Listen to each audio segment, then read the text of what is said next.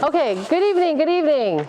Again, it's great to be here. I am Allison Ladd. I'm the Director of Economic and Housing Development for Mayor Rajay Baraka. I'm glad to be here in the North Ward as we're having this community meeting about a lot of things, but mostly it's about where you live, your neighborhood, your community, and also some of the changes that could happen due to the land use and zoning changes that we're proposing. These land use and zoning changes all started back when we did the 360 master plan. Here, who participated in the 360 master plan? Raise your hand. Okay, a couple people. All right, that's good. It's good, a couple people. It's even better that we're seeing you here because this is also a really critical part. The 360 master plan was a way for us to set out the vision for the future of the city over the next 10 years. But what we're trying to do tonight, and we'll be having a presentation on it, is we want to share with you how does the master plan vision change the zoning in your community? So what does it mean about development? What does it mean about density? What does it mean about housing? What does it mean about green space? And so we have put together a presentation to walk you through that. And Pallavi Shinde, who's here, who's our Director of Planning and Zoning in our office, she'll be walking you through that. And so definitely want to thank you all for coming out. Special thanks to Chris Bernardo. I know we said hello earlier, but I really appreciate your support in helping us get this meeting pulled together tonight. So thank you, and all the work that you're doing in the bids up and down our corridors. So really grateful to that. And also to our council member Aníbal Ramos, who is here in the North Ward, who I'm sure you all know. And at this time, I'd love for the council member to take a moment and come up and share his thoughts. Oh, this mic works too? Okay, either one, council member. But we're so glad you could come. Thank you. Good evening, everyone. I first of all want to thank you for attending tonight's session. Just for clarity, the Newark Municipal Council is in the process now of reviewing some of these proposed changes. The changes went to the city's central planning board, and I want to thank Deputy Mayor Ladd. One of the recommendations that came out of our last session when the changes were proposed to us was the need to have more community meetings, community input. The council individually has expressed a number of observations, concerns related to some of the proposed changes, and hopefully out of tonight's session, and more importantly, some of the documented feedback that we receive from the public, your governing body will be able to make a more informed decision when the revised changes appear before us. And I know there have been a lot of questions and issues, at least on my part. I talked to the Deputy Mayor specifically about the impact of some of the proposed affordable dwelling units, especially as it relates to our historic district. Hopefully out of tonight's session, we'll come up with some suggestions, better feedback that will enable me to make a better decision as your representative when the recommendations on the changes appear before the North Municipal Council. So thank you, Deputy Mayor. I know you have a series of other meetings, right, scheduled? We do. So thanks, Councilmember. Yes, on Monday, this past Monday, we were in the South Ward. And we were at the Trek Center. Tonight, we are here with all of you in the North. Next week, on Tuesday, we're in the East Ward. On Wednesday, we'll be in the West Ward. And then a week from Monday, we'll be in the Central Ward. So you're the second of our ward meetings. And so we had a very lively discussion in the South Ward. I don't know, North Ward, you might want to think about that. We had a 3-hour meeting in the South Ward. And it was a good conversation. And I'll kind of say it is a moment of humor, but also a moment of reality. It was just, I think people were really glad to be back out and having these conversations in person and giving feedback and getting information, council members. So I am glad that we're able to do this as well, because we felt that in the South Ward when we were there. And so we're looking forward to tonight too. I'd just say that I saw Deputy Mayor Ladd about 11 o'clock last night at the council meeting, so I'm hoping that I'm going to get a chance to spend as much time with you today. I also want to thank Chris Bernardo from our non-prospect partnership and Louisville having a bid. He's been a great partner here in the North Ward. And one of my recommendations when I met with Deputy Mayor Ladd was to work with his office so that he could help us spread the word, because the changes do impact our commercial corridors, where we do have a lot of potential as far as development is concerned, and it's important for us to get feedback from many of our commercial partners along those corridors who happen to be represented by Chris, and we thank you, Chris, for helping us kind of spread the word here. Thank you. Thanks, Councilmember. Okay, we are going to dive right in. I'm going to turn it over to Pallavi Shinde. Some of you may know her. Some of you, it might be the first time you're meeting her. But she has worked with the city of Newark for 7 years, yes. And she's been in our planning and zoning office. She just recently accepted the director of planning and zoning office job. So we're very glad that she accepted that role. And so she's been helping us really move this land use and zoning ordinance to the place that we can get to city council. And so that's where we want to go. But most importantly, tonight and always, we want to talk to you and we want to hear from you. So Pallavi is going to take you through your presentation. As I turn it over to her, anybody need one? Do we have more copies? Okay, and we'll keep a track of that, but I'm going to turn it over to Pallavi, and she's going to take you through a walk of some of what you already know, and then definitely about what we're planning. All right, thank you, Allison, and good evening, everyone. Thank you so much for coming, because we really want you to be part of this, and through these community meetings, we want to engage and have your suggestions, recommendations, because that window is still open. Today is just an information session because this was requested. So here we are. I'm going to go through the presentation. I'm going to show you some of the existing conditions, what's coming in the new zoning ordinance, and some of the really detailed changes. So that will help you understand the changes. I will try to go through the presentation in an hour so that after the hour, we have more time for question and answer session. We do have 2 mics here, so you guys can come up here and just ask the questions, and we will try to give the answers, okay? So hopefully we will not be here for 3 hours. So let me get started. So this is our second meeting.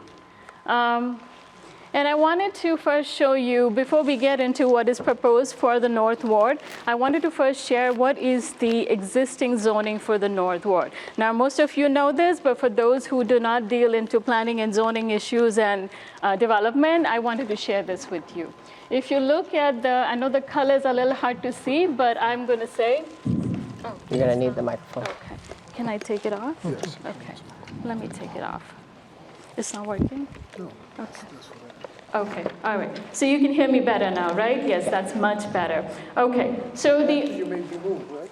Oh, okay. Yes, you guys can come closer because that might be better actually, okay? Not that you can't hear me, but maybe you'll be able to see it better, okay? So just feel free to move forward. Okay, so let's get started. So here is the map of the existing zoning for the North Ward. I'm going to go by colors because the text is hard to see. If you all know, the yellow colors, right, starting with the lighter yellow to the darker yellow, that is the residential zoning. So it's essentially your so lighter yellow is the one family, then as it gets darker, the density increases. So you go from 1 family to 2 to 3 to 4, and it goes on. The red, most importantly for today's presentation, you need to know the yellow colors and the red color because the new zoning is all about those colors, okay? So the next shade that we have is red, and the lighter red is the commercial C1. The slightly darker is the C2, and we'll talk about these 2 commercial zones as we get into the presentation. So that's your underlying zoning. And there's lots of other colors. Again, for North Ward, the other color that you should know is the purple, the light purple and the darker purple, because you do have a little bit of industrial zones, as you can see on the right-hand side of the map. There's a couple of industrial parcels.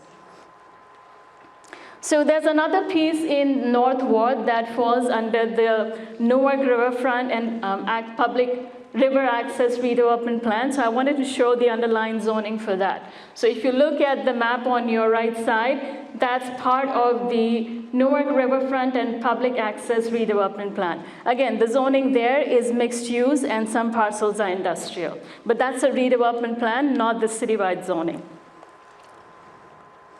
I also wanted to show you which are the neighborhoods, and you probably all know very well. There's 6 neighborhoods that I have listed, and then there's 2 historic districts in the North Ward, which we are very familiar with. So I'll keep moving forward.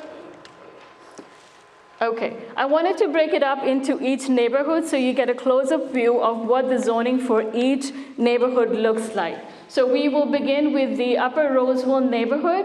So if you look at the map here on the left side, you see a piece that is the Upper Roseville. Again, most of the zoning is residential. The streak of red that you see, that is Bloomfield Avenue. If you know, there are a lot of commercial stores and other properties for retail, so that is your commercial corridor. And we'll get into the details of it as we move along, but Bloomfield Avenue is predominantly the commercial corridor for this neighborhood. I wanted to show you what the existing conditions look like. Again, it's hard to see, but I will describe it to you. Most of the parcels have properties that are predominantly 1-story, and these are storefronts that probably have been converted into some other uses like storefront churches. But in the North Ward, I will say this, the predominant use on the commercial corridors is auto body shop, repair shops, and they are prolific. There's a lot of them, but I'll show you some more pictures. But that's what it looks like. You might occasionally have 1 to 2-story buildings, but predominantly it's just 1-story buildings with some vacancy and some properties that are completely vacant. There's no building on it. Okay, so some more pictures that show you what it looks like, and you probably will be able to see it better in the handouts that you have. It's not that clear here, so you have your handouts to go along. Okay, so that next neighborhood is the Lower Roseville. It's the same thing, essentially. You have a lot of parcels that are residential, but as you can see, it's not so much light yellow, but it's slightly dark yellow. And then you have some commercial properties along Orange Street. There's some along Park Avenue, which is closer to the park, the red parcels that you see. Okay. So this again shows you the existing conditions. There are some multifamily buildings that you will see in your neighborhood. They go up to like 3 to 4 stories, so that's pre-existing. But a lot of multifamily buildings also. And then you will see a couple of the 1, 2-story, 1 and 2 family. There's also a lot of gas stations. Okay, some more pictures, and I won't spend too much time, but you get the idea, right? The point here is to show you the condition of these buildings, right? Because it's an important decision that we have to make, whether we should continue to live with these conditions, or can the zoning, new zoning, try to address these conditions? Okay, next is Forest Hill. That, if you look in the center, again, to your left, you have the park, and then right beside the park is a very light yellow, telling you that it's predominantly 1 family. And these are beautiful 1-family homes, because I have walked the neighborhood for the last week, and it is absolutely beautiful. Okay. So again, some existing, so I want to make sure that you understand, right? You have the residential parcels that are absolutely beautiful, but the issue is with the commercial corridors, because there's a disconnect. The conditions on these corridors is not that great. You have a lot of deteriorated building, dilapidated properties, buildings, vacancies. So the underlying, with the proposed zoning will try to address those issues. Okay, some more pictures to show you, and I won't spend too much time here because you have your handouts to go along. The next one is a North Broadway, Woodside. So this is a corridor, and then the next one after this, where You have parcels that are residential on the left. There are parcels that are industrial. That is the pink color that you see. Those are the industrial parcels, and there are some yellow parcels in between these industrial parcels. But what I want you to focus on is the red corridor in the center. That's Broadway. And I have to mention this, Broadway from the start to the finish in North Ward, it is littered with a lot of industrial uses that probably are very outdated. They're not there anymore. So what you have is a vacant parcel that is used for all kinds of uses.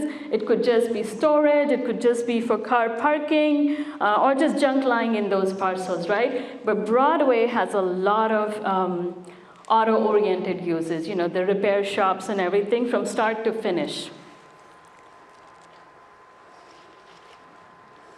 So that shows, that's another picture of this. And then you see a multi-family building that's probably 5 stories. So you have those buildings all over in the city of Newark. You know, there's many old multifamily buildings that go up to 5 stories.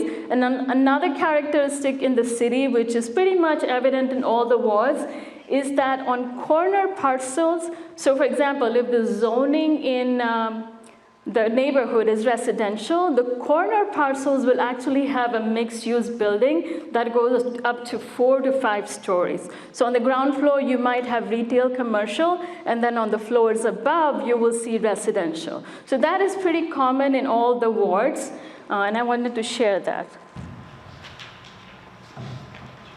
Just a little announcement.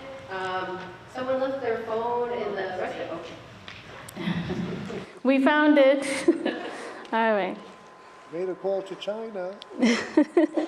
Okay, so another condition, and the photo on the bottom, I think that building that's vacant now, I think that was recently demolished, because when I drove there this morning, the building wasn't there, so that's demolished.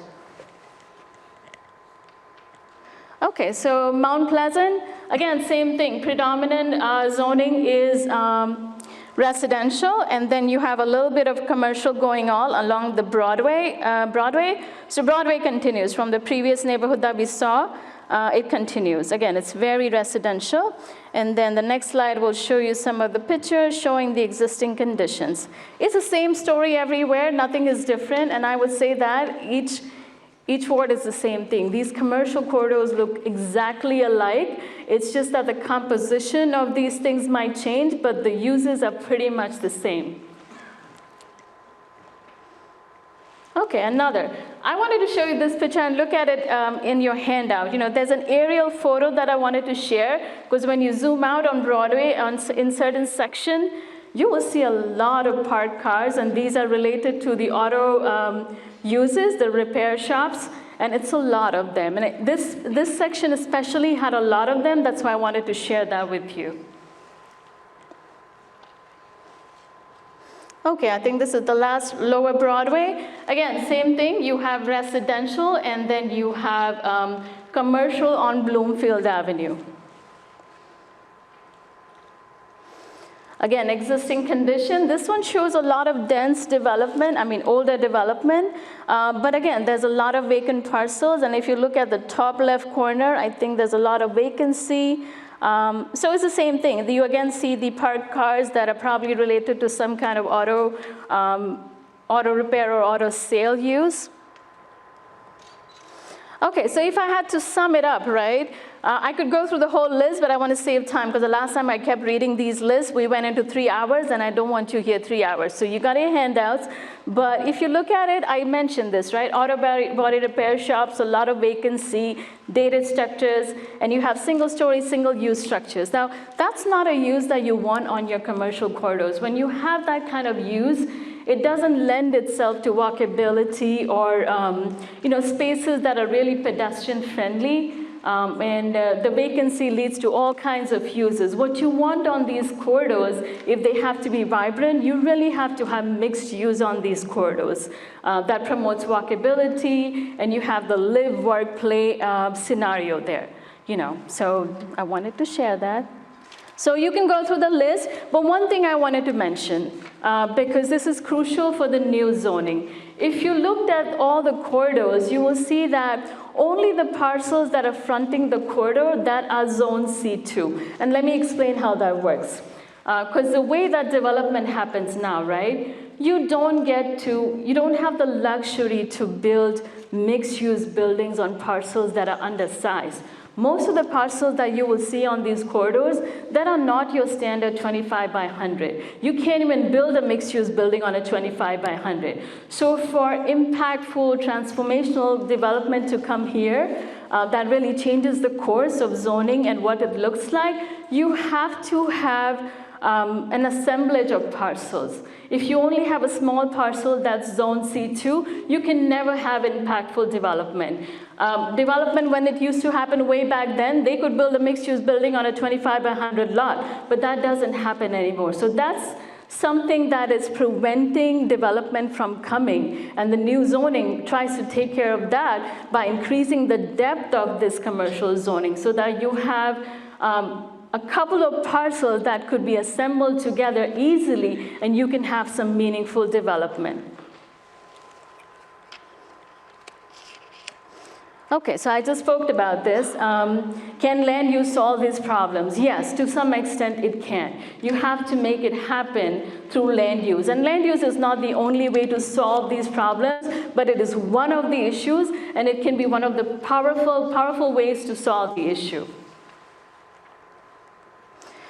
So we are here after a master plan, which happens every 10 years, right? The next step right away after a master plan is adopted is to codify that, right? Because master plan is a policy document. Nothing comes out of it. Only recommendations are made. But if you really want to change what's there now in those parcels, in those neighborhoods, the way to do that is to change the zoning. And this zoning is based on the recommendations of the master plan. So today, what the presentation that I'm making as to what the zoning would be, that is coming from the policy recommendations of the master plan that was adopted in September last year. So there's a lot of things here, but you have your handouts, there's a whole list of things that maybe I should read, actually. So why amend? NUZLR is the Newark Zoning and Land Use Ordinance. We lovingly call it NUZLR, so that is what it is. So why do that, right? To revitalize, strengthen, and transform the corridors into vibrant and lively destinations and connectors. So I think in the last presentation, a couple of other presentations, I had mentioned these, right? These commercial corridors are a sign of how the city is doing. If they're not doing well, you can tell that the city is not doing well. So they really showcase the health of the city. So we can change that, right? Why amend NUZLR? Again, to trigger wholesome and transformative development that will create destinations for work, commerce, recreation, and residential life, which in turn will generate economic value. So there's a whole lot of things that I mentioned about walkability. It also promotes social interaction. It's also good for public health, because if you look at the conditions of these parcels, right, I don't think it is conducive to good public health because it doesn't promote walkability. There are so many industrial uses that are just littered. The sidewalks are not safe. It also helps us to improve and speed up development. It reduces barriers, and I want to make that point where I explained to you the size of the parcels, right? That is one of the barriers to development not coming in here, because the developers really have to struggle to put these parcels together, and if it's an uphill battle, I don't think anybody will even start that process. So through zoning, we can make it a little bit easier for good development to come in. Okay, so I'm gonna move ahead. So, Pallavi, as you're moving ahead, maybe we can pause for a quick moment to see if there's any general questions, because what you're going to hear in the next part of the presentation is, what you're going to hear in the next part of the presentation is the changes and what's proposed. And you'll see some side-by-side maps. You'll see the differences and where the density will go along the commercial corridors. And you'll be able to see really how this is impacting where you live in some of the neighborhoods that have already been mentioned. So as we're getting ready for that next phase, are there any general questions about what you've heard so far? Happy to answer them. I have a Yes, ma'am. Are you all going to cover chapter 7, 8, and 9? Can you turn on your mic? It's not here. They have to do with parking? Yes. Okay. So we are not changing parking. Yes, but Right. We will cover everything, yes, yes. And I will get to the details, right? I just wanted to give you an overview. Okay. All right. So I'm going to quickly breeze through. So again, I talked about how these recommendations are coming from the master plan. And the goal here with the new zoning is to really take care of the blight that's there on these corridors, because the main criteria here is to upzone the corridors for more housing, to enable more housing. Because we do have a housing crisis, and if we need to protect the neighborhoods, where would we put this density, right? So the corridors will do that job. This way, the neighborhoods are not impacted. Okay, so this is what the proposed zoning looks like. And I showed you pictures of what the existing is, but here also I compared them side by side, so it's easy for you to see. So let's begin with the lower Roseville neighborhood, right? And I don't have my pointer, but oh, no, this doesn't work, okay. It doesn't, okay. But you can compare side by side, right? You can see that the density has been increased, or some of the parcels have been changed to C2 zoning that will really allow us to bring in the mixed-use zoning that will promote walkability, and then you can get your housing units because each ward is in need of some housing units, and it's good to have a good mix of those housing units. So that is the goal.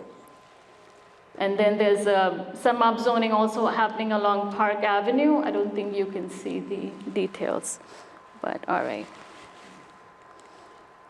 Okay.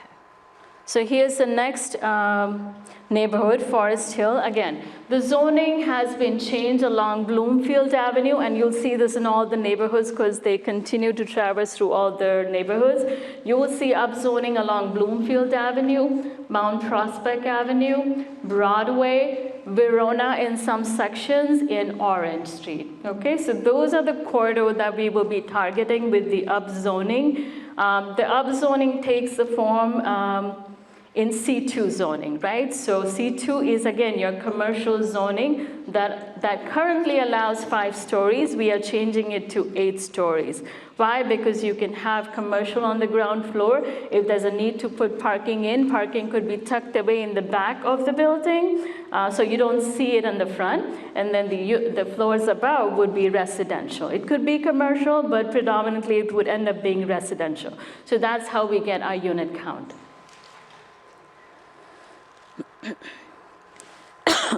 Same thing again, if you look in this North Broadway Woodside, same thing happens. Verona, Broadway, and Mount Prospect. Mount Prospect is in the other neighborhood, but that's what's happening. And I'll go through this quickly.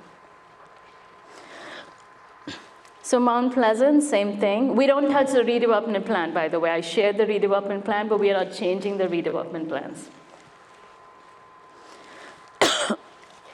And then we have Lower Broadway. Again, changes have happened along Broadway, because I showed you pictures of Broadway, what exists. If you have to want to substantially change that, the zoning has to change. And then we have Bloomfield. That's a major artery that really starts from the one end of North Ward to the other end of North Ward.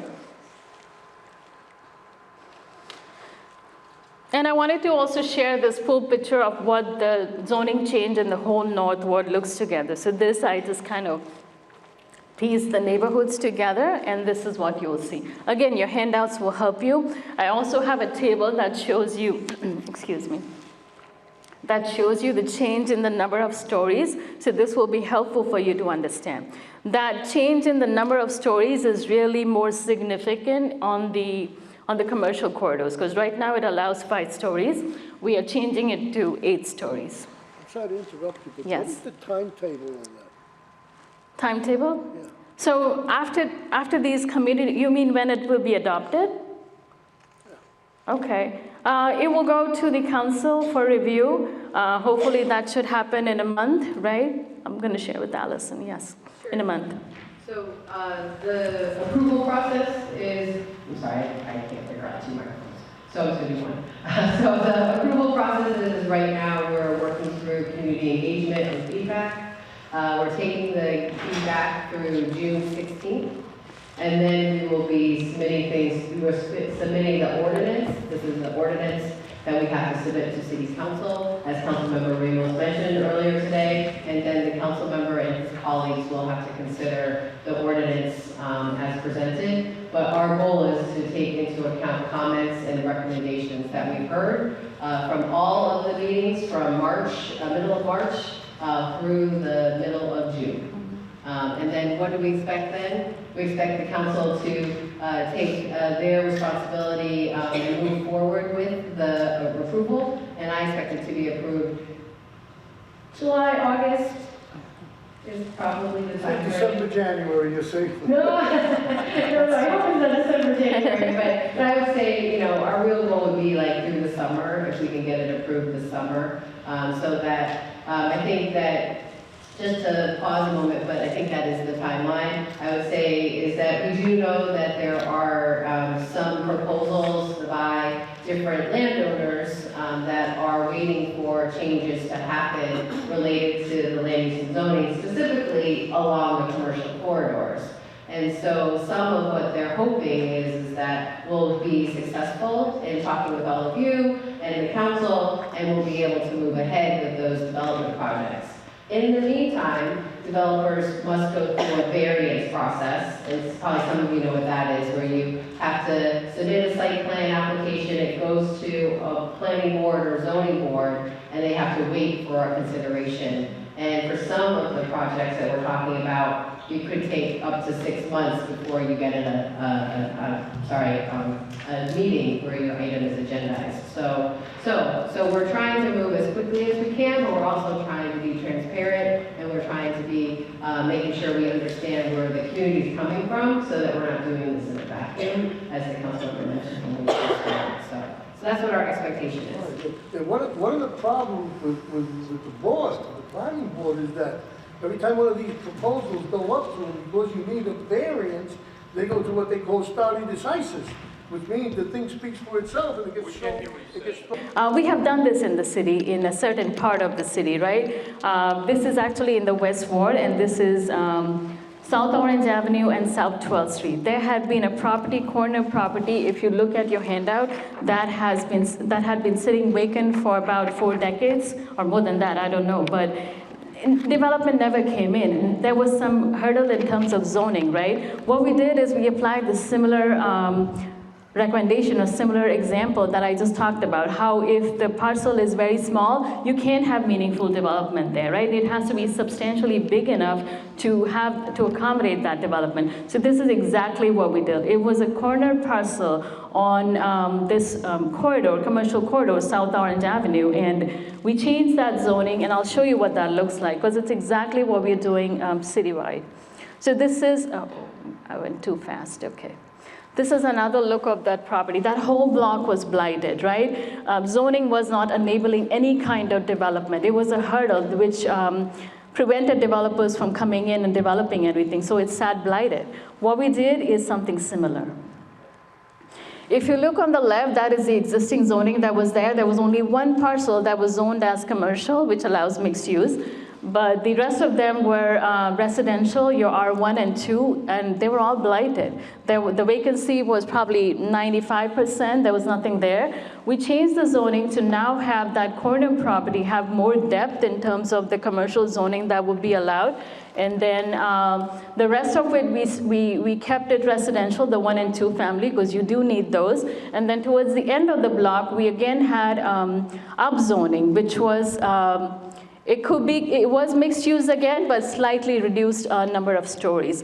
The darker red is something similar that we are doing. It would allow up to 8 stories. So that triggered development, and soon we had proposals.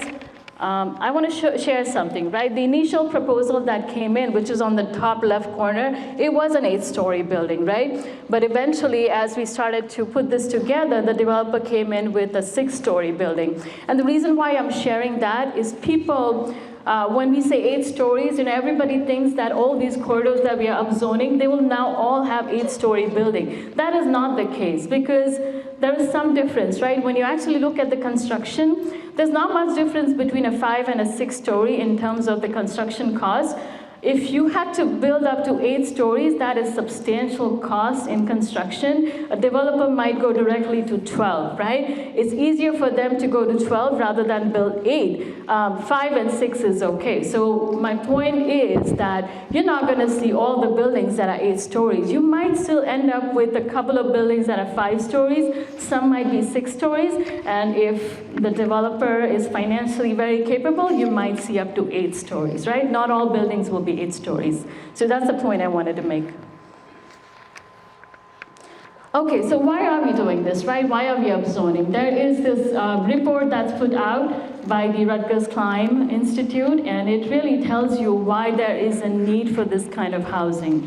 We have, and it states here, and I have put it in red color, and I'll read it. City needs an additional of 16,234 units, renting for about $750 per month to meet residents' existing needs. There's more description, but let me explain to you how this works, right? When we upzone, what happens now is that every development will trigger our city's inclusionary zoning ordinance.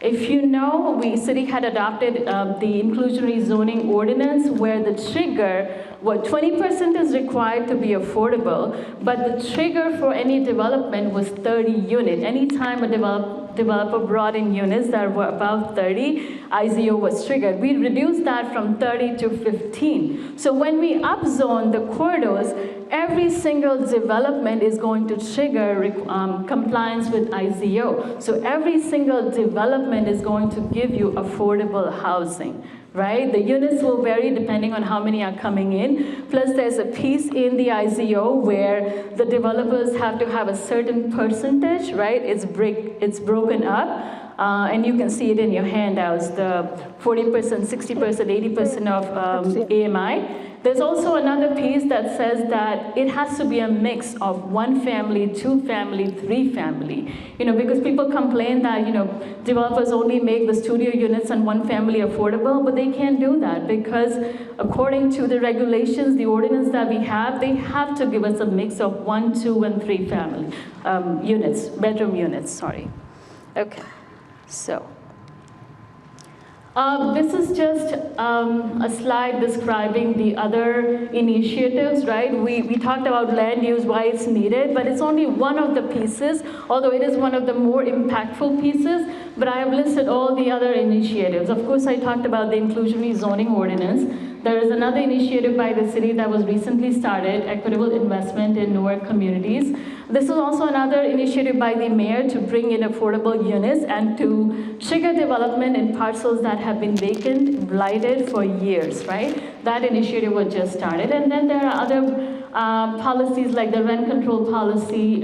There's also the housing choice voucher program. So there's lots of initiatives. But I am only here to talk about land use today, because that's my department, so I will only talk about that. Okay. So I explained this to you, right? Why do we care about what developers want? First, I mentioned to you that there needs to be this assemblage of parcels, right? We need to make it easier for developers to build. It's not that we're giving away a lot, but we get something in return. When we enable this development, we get housing units. We also change how the corridor looks, right? Make it more walkable, have more mixed uses. So all your needs are met within the neighborhood, whatever needs they are, recreation, retail, your grocery, or any kind of amenities. You don't have to get in your car all the time and drive to wherever that amenity is. Every neighborhood, every ward can be self-sufficient. So I just listed a couple of things. Also, it helps, right? If a developer has to go through this whole exercise of assembling parcels, changing the zoning, or if the zoning is not allowed, going to the zoning board, right? And waiting for 6 to 12 months, that is a lot because market changes probably every month, right? I don't think the project will be feasible by the time that they get their approvals a year from when they put it in, right? So that matters. That is a huge deal. It matters a lot. We need to make it easier because time is money. We need to make it easier. Okay, so we are getting into now really the details of these chapters, right? The ordinance is shared on the website, and towards the end I will give you the link. Your handouts also have the link where you can go and actually download the document. It is technical, but I will try to explain a few pieces. You also have an email address that you can email us if you have any questions, any suggestions, any recommendations, any concerns, right?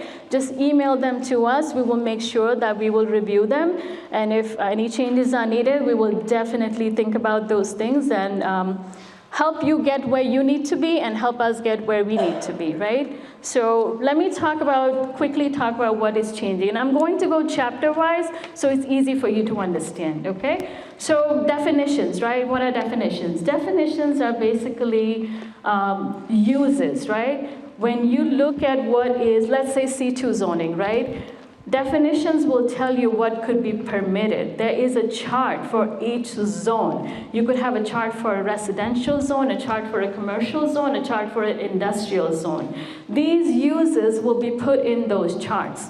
So let's say your R3, what is permitted? 1, 2, and 3 family, right? We have to have these uses so that we maintain certain control of what's allowed and what's not allowed. We try to be very inclusive, but we can't cover all the uses, right? But that is what it is.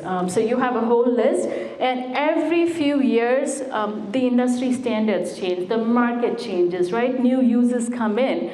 Like in case of warehousing, right? The last mile delivery that has just come in. So a lot of users, you'll be surprised that in the Newark zoning ordinance, current zoning ordinance, there is no definition or there is no use that is banquet hall. You have no idea how many applications come to our office for a banquet hall, and we say, no, the use is not allowed, and we have to send it to the zoning board. And that doesn't make sense. You need to have a banquet hall, right, to celebrate events, birthdays, parties. So things like this, right, that now makes sense to us that it should be allowed. So we have included the list of widen the definition section to allow more uses that make sense to us and in general. So changes in the residential zone, and I have a different slide towards the end that really breaks it down and makes it easy to understand, but you will see those things. I don't want to go through this because I have a slide towards the end.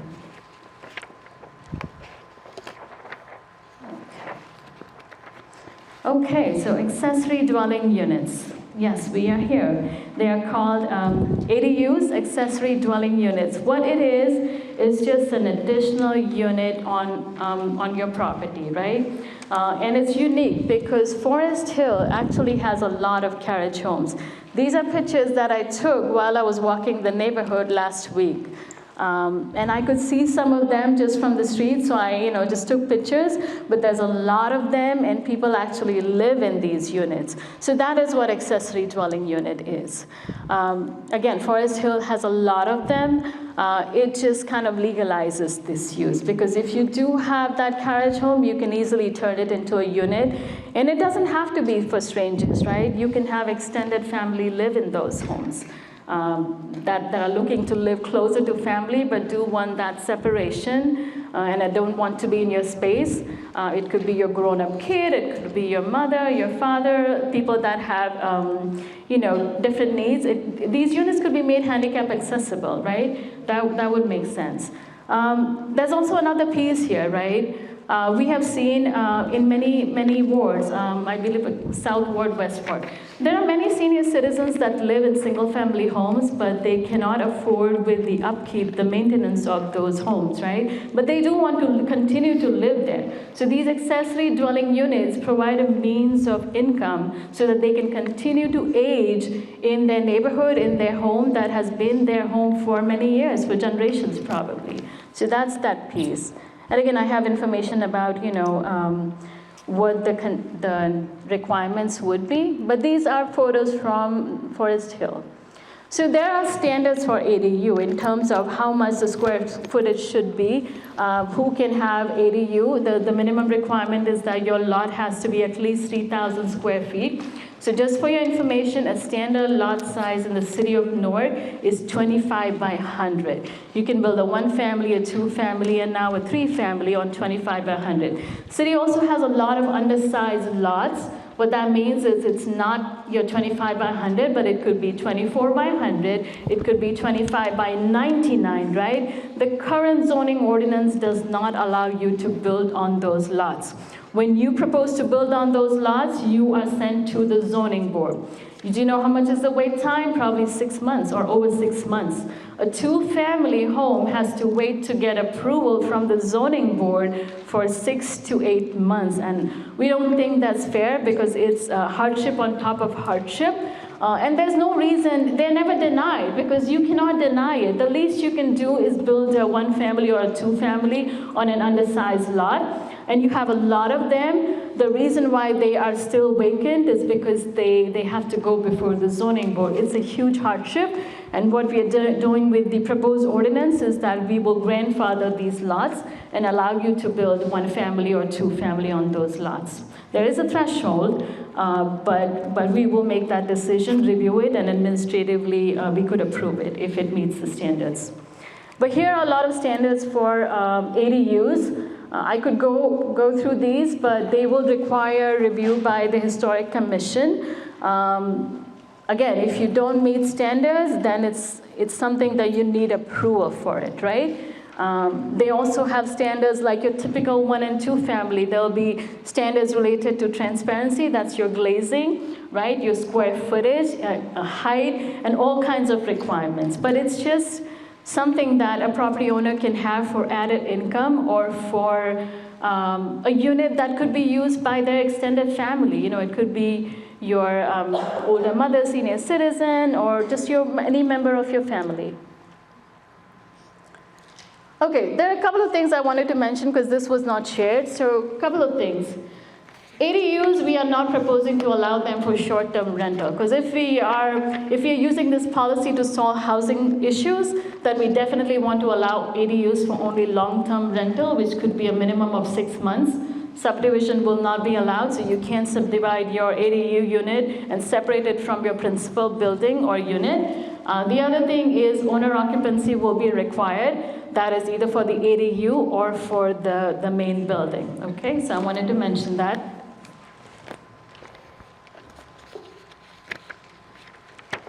Okay, so the new ordinance would also allow home occupation. What that is that people can run a certain kind of business from their home, and we've seen this during COVID time, right? People lost jobs, they wanted to do something within their home and start their own business, so certain uses would be allowed. Again, something that it should not be creating any kind of nuisance, right? And we do have a couple of standards to list them. It also lists certain kind of uses. It's hard for me to see, but it does list those things. It does have some standards. You can't have a lot of vehicles that park in front of your house just to run your business. So all those things would not be allowed, but it does give something to the homeowner, right? And current ordinance does not address that, and we thought that would be a good initiative. I think you're available next week for like, I don't know, I wanted to meet like with you one-on-one. Okay, so here's another fellowship, basically. other changes, right? Permitted uses. What happens is in the ordinance, there are certain uses that have either additional standards or they are conditional uses, meaning that they have to meet certain standards. And that's a hardship sometimes to go through the board approvals. I think what we have done is that we have moved those standards from conditional standards to additional standards. So the use has to comply with the standards, but we just moved it from one section to the other. Standards have to be met. Okay, same thing here. It lists all the uses that have standards that need to be met, and you can reach out to us through email if you have any questions about it. Tomorrow or Thursday around 5. So there's one change that I wanted to discuss because I think it's misunderstood, right? Let me quickly describe. The ordinance has certain requirements that What room? you should meet 218. certain impervious coverage in your front yard and rear yard, and it gets very confusing because sometimes some properties, the way they are built, they might not have a front yard, some properties might not have a rear yard if it's a corner lot. So we thought that why not just change it to impervious cover calculation for the whole lot instead of breaking it up so there is more accountability. Okay, so this is the part that everybody is always interested in. How does it change the standards of 1 and a 2 family? And let me see if I can, it's hard to see here, but let me see if I can describe it. So changes have not been proposed for a 1 family. What I can say is 2 changes that I can quickly mention. If you know that there's a requirement for a rear yard setback, right? Every property or every building needs to have setback. It could be front yard setback, side yard, and rear yard. Rear yard setback is required to be 30 feet according to the current ordinance. But when we allow undersized lots to be built, they will never be able to meet your 30 feet setback. Even if they try to meet it, guess what's going to happen? You're going to have a much smaller building, and that's not fair, right? So what we did is we changed that 30 feet into 30%. So it's now a relative calculation, right? When you do 30% of the depth of the lot, you can easily meet that requirement. These are technical things. If you have questions, please reach out. I also explained to you the impervious cover. Instead of splitting it up into front yard and rear yard impervious cover, we are just taking it into consideration for the whole lot. Okay. 2 family, again, the same thing. I talked about it, so that's the same thing. Okay, 3 family, there's one change. Current ordinance allows a 3 family to be built on a 3,500 lot. That means lot is 35 by 100. We are changing that to 2,500. And the reason for doing that is that the standards for the 2 family and 3 family are exactly the same. A 2 family is also 3 stories, a 3 family is also 3 stories, and standards are exactly the same. That is why we thought that we will make that change to allow more units to be built. It doesn't have a detrimental effect because, like I said, it looks exactly the same. You can't tell one from the other. Okay, low-rise multifamily, again, one big change here. Current zoning ordinance allows a low-rise multifamily to be built on a 10,000 square feet lot. We are changing that to 5,000 because we feel that that would not, again, negatively impact. You will just get more units out of it. Okay. And then here are more standards. I don't know if you want me to go through these details, but they are here for you to look at it. If you have any questions, just email me. But it really lays out in detail what the old is the current ordinance, and the new is the proposed ordinance. So you can go through these things. I do want to keep more time for the question and answers, and we can go back to these slides.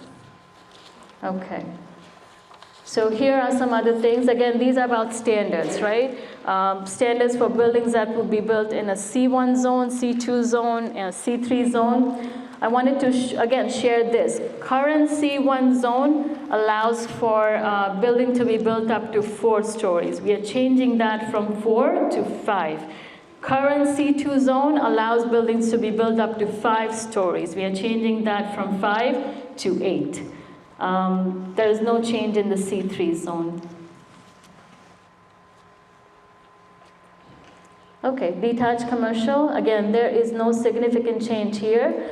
There might be slight change in the transparency. That is the glazing, right? Windows, and I can explain that.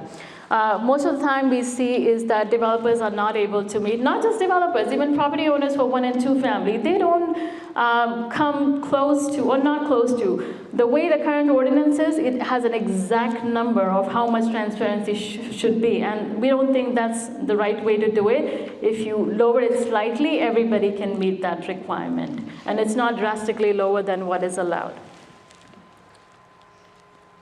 Parking. We are not making any changes in parking. What we are doing, though, is we are increasing parking for like bike racks, because we do want to promote walkability. There's also, e-scooters. The city has this e-scooter program, so we want to also encourage that.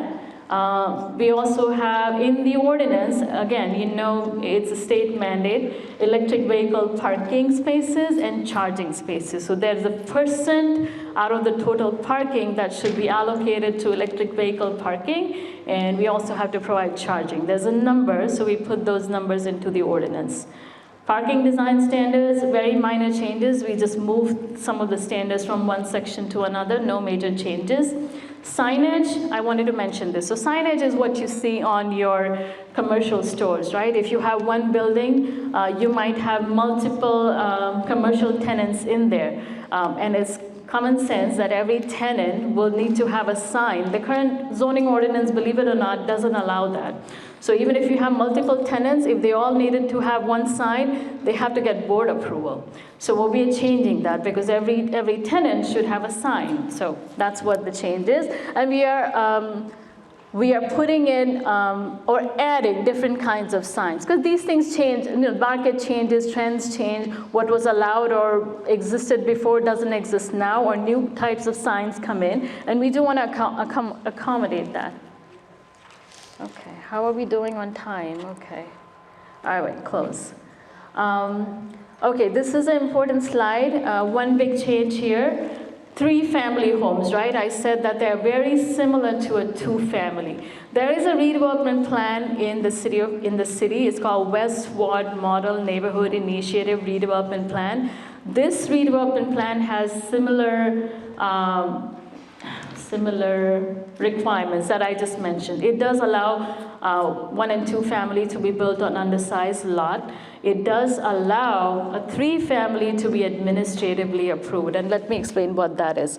1 and 2 family, when they meet standards that are in the ordinance, they do not need to go before the board. It is an administrative approval. They can go straight to permits.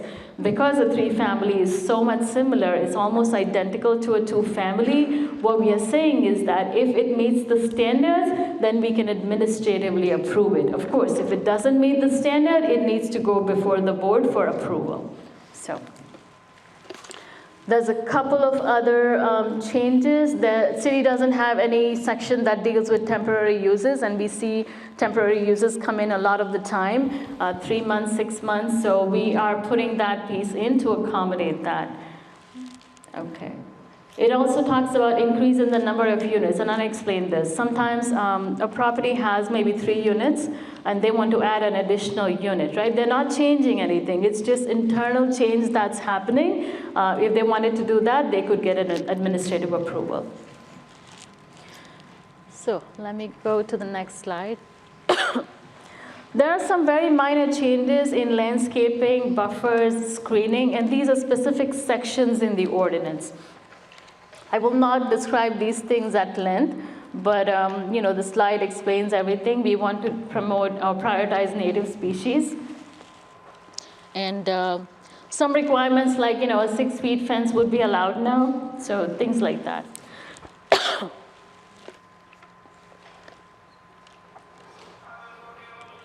Okay. Again, some standards related to fences, walls, lighting. Let me drink some water.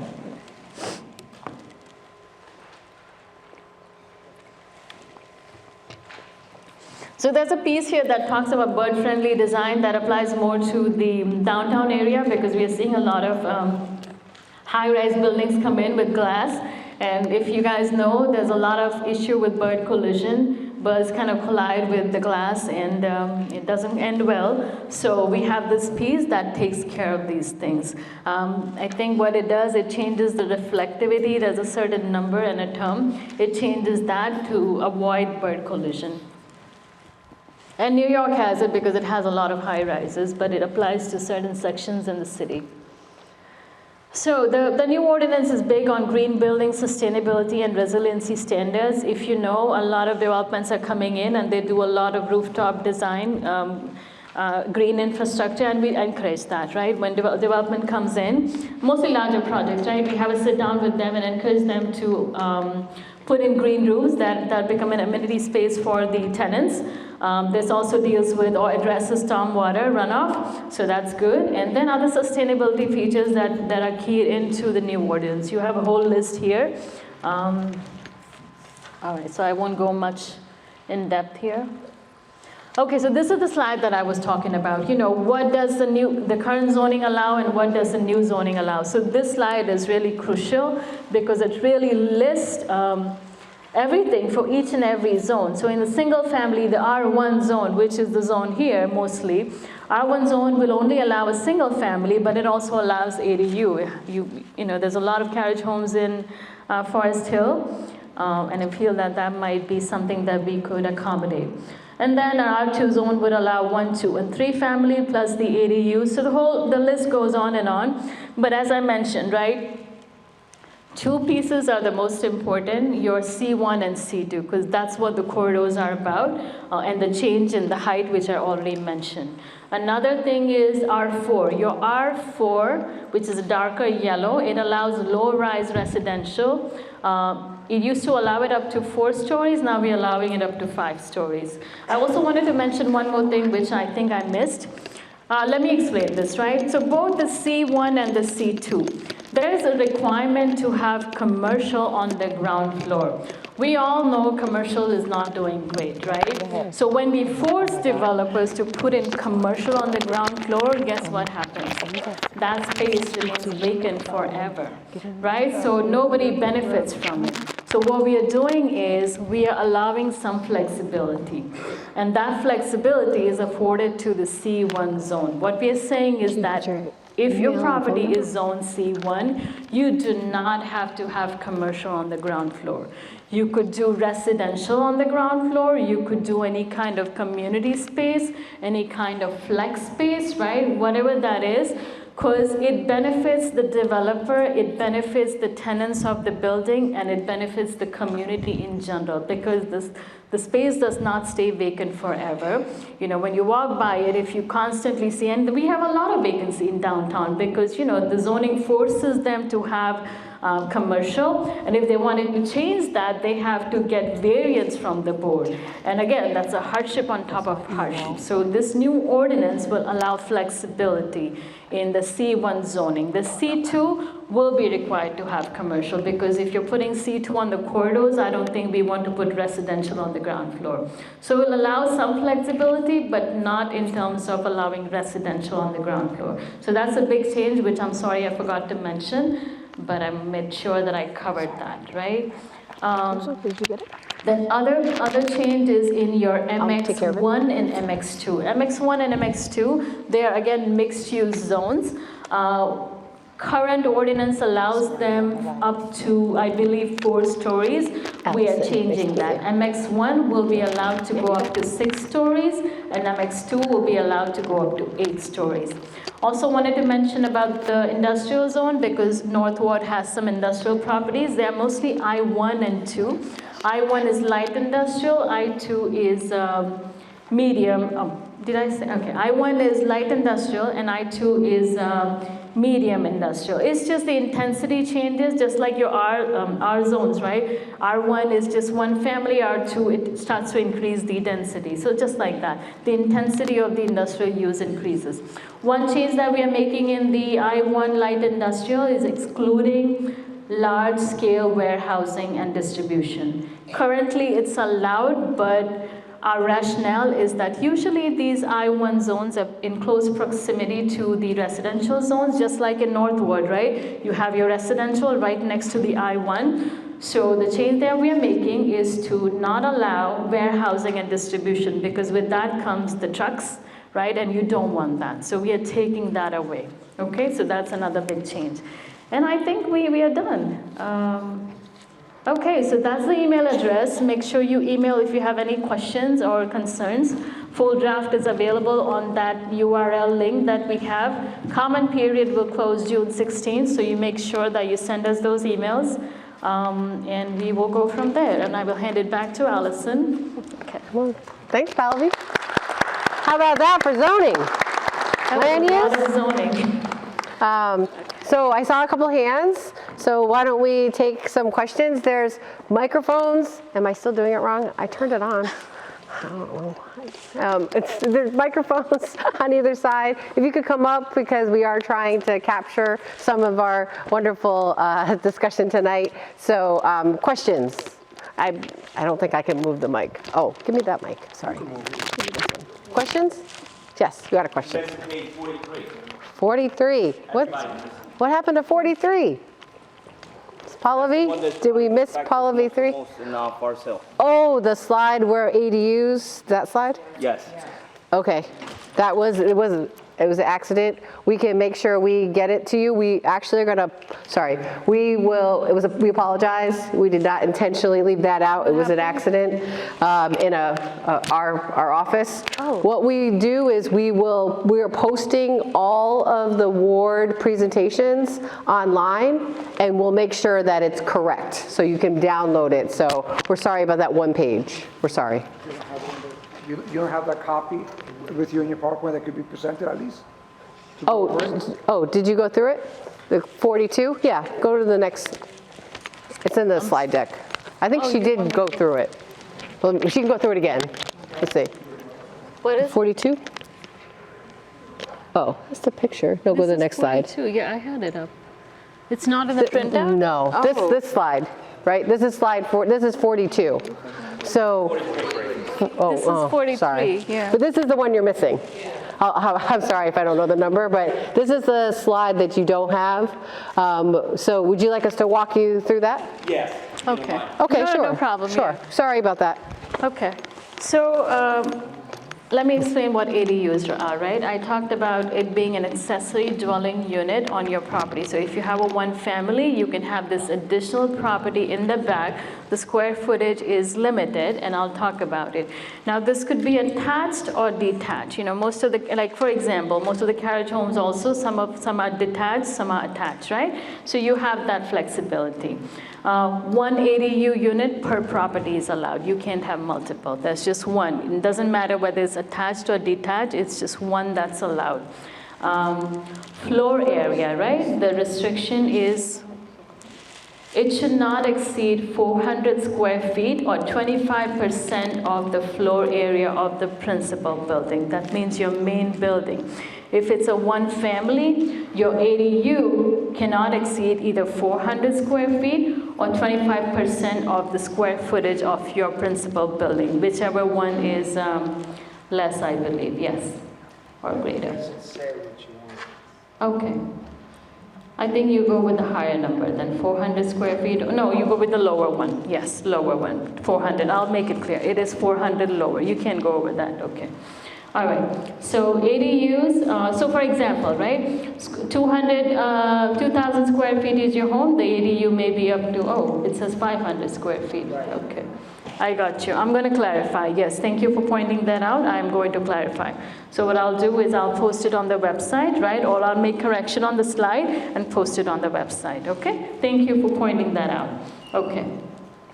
ADUs are only permitted on lots that are 3,000 square feet, which I mentioned already. Our standard lot size is 25 by 100, so not every 1 and 2 family or whatever can have ADU on their property. Your lot has to meet 3,000 square feet. An ADU have the standards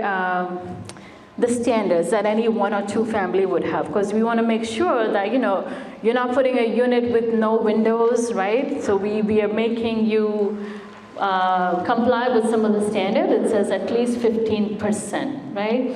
And then ADUs in historic district on historic properties will need approval from the Land Use and Historic Commission of Newark. So the standards the section where we put the standards for the ADUs are in the accessory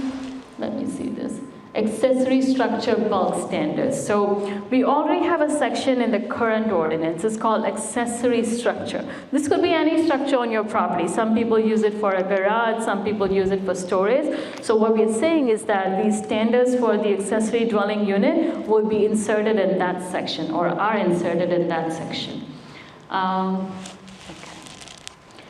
There's also setback requirements, right? Because if you look at your 1 and 2 family, they have setback requirements. So ADU will also need to comply with some of those setback requirements. It says here, must set back 3.5 feet from the side or rear property line.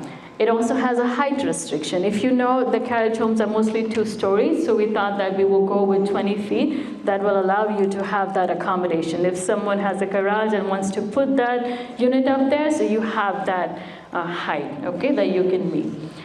Shall not have a footprint greater than 40% of the footprint of the principal building. So there's 2 requirements, right? I talked about square footage, how it should be a certain number compared to the square footage of the building. There's also another requirement, the footprint, right? Whatever your footprint is on the property is a requirement that it should not be greater than 40% of the footprint of the principal building. So it explains here, for a home with an 800 square feet footprint, the maximum footprint is 320 square feet. And then it says all other bulk standard coverage, etc. will apply.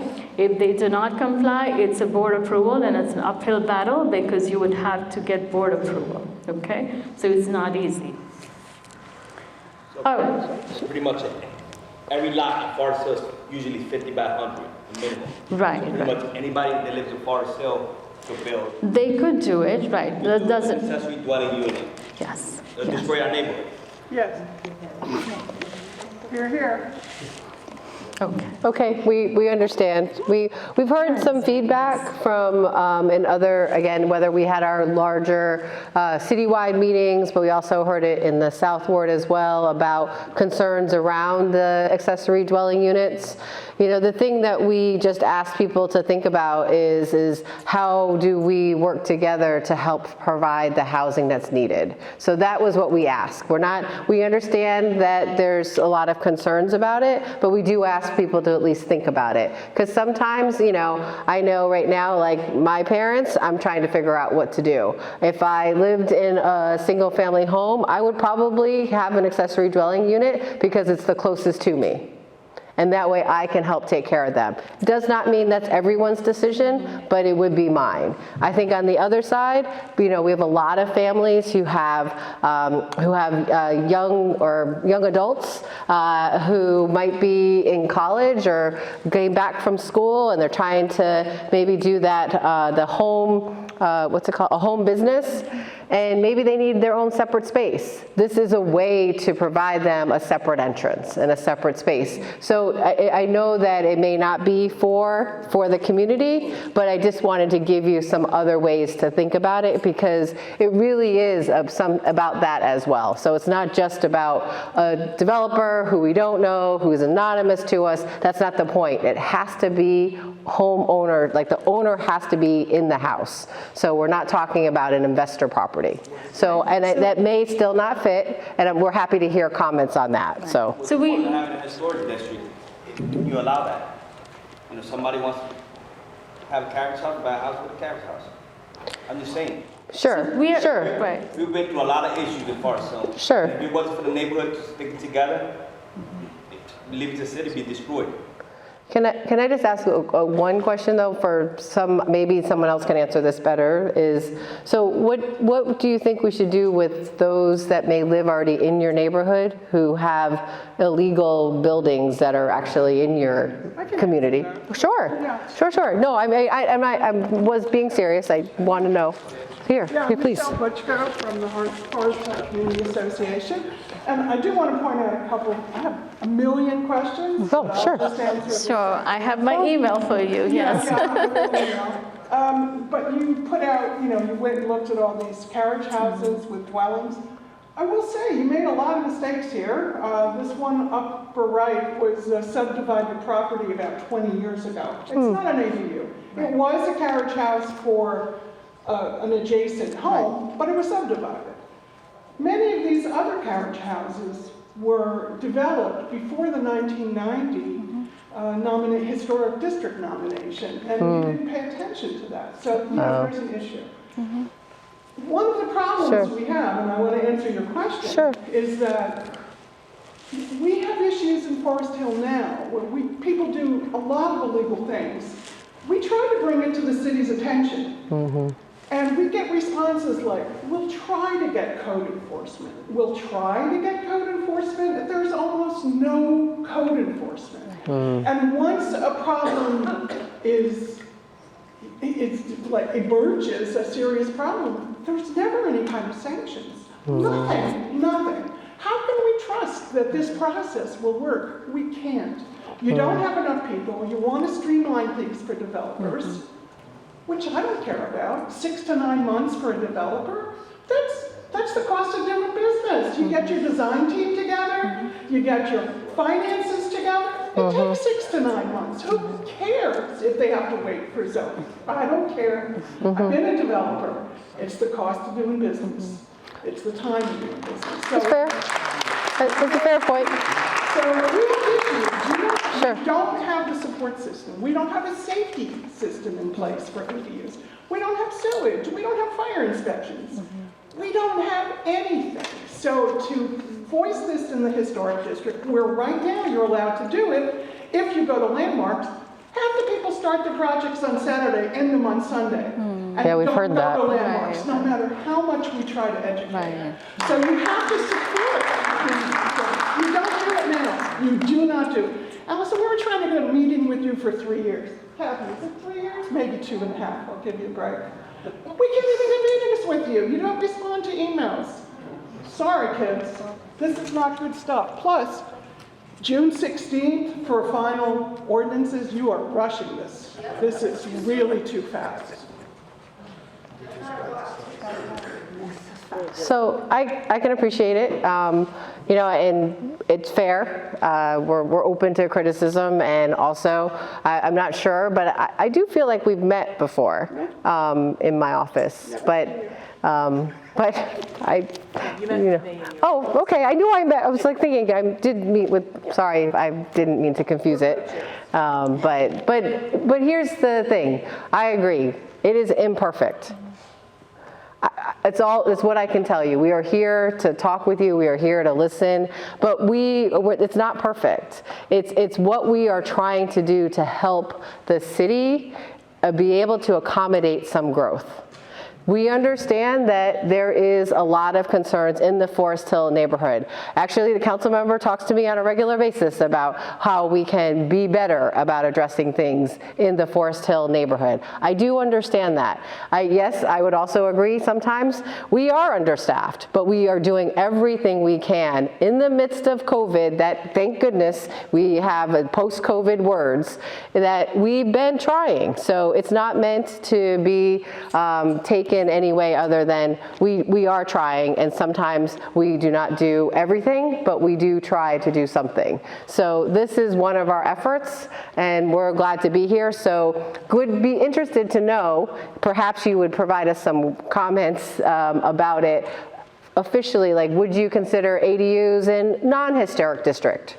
That was actually going to be my question. Sure. How many other areas of the city actually have the space to accommodate an ADU beyond the historic districts? So right now, it's actually allowable in all, the way it's written, it would be allowable in all of the residential zones. Sure. So it would be throughout. And so we did hear this actually, so full transparency, in the South Ward, there were a lot of questions there too. And they were saying, well, we would prefer not to have additional density, even in the low density definition. So not talking about multi-stories, just talking about, an additional unit on the same lot. And so we did hear that from them as well. And so, but right now it is allowable. Now, whether or not, I don't know if Pallavi knows the actual percentage of units, percentage of lots in which an ADU could be accommodated. So that would be just something we'd have to research. I don't know the answer But you're to that. right, because I also explained to you the fact that the standard lot size in the city of Newark is 25 by 100. There might not be that many lots, right, that would allow it as of right.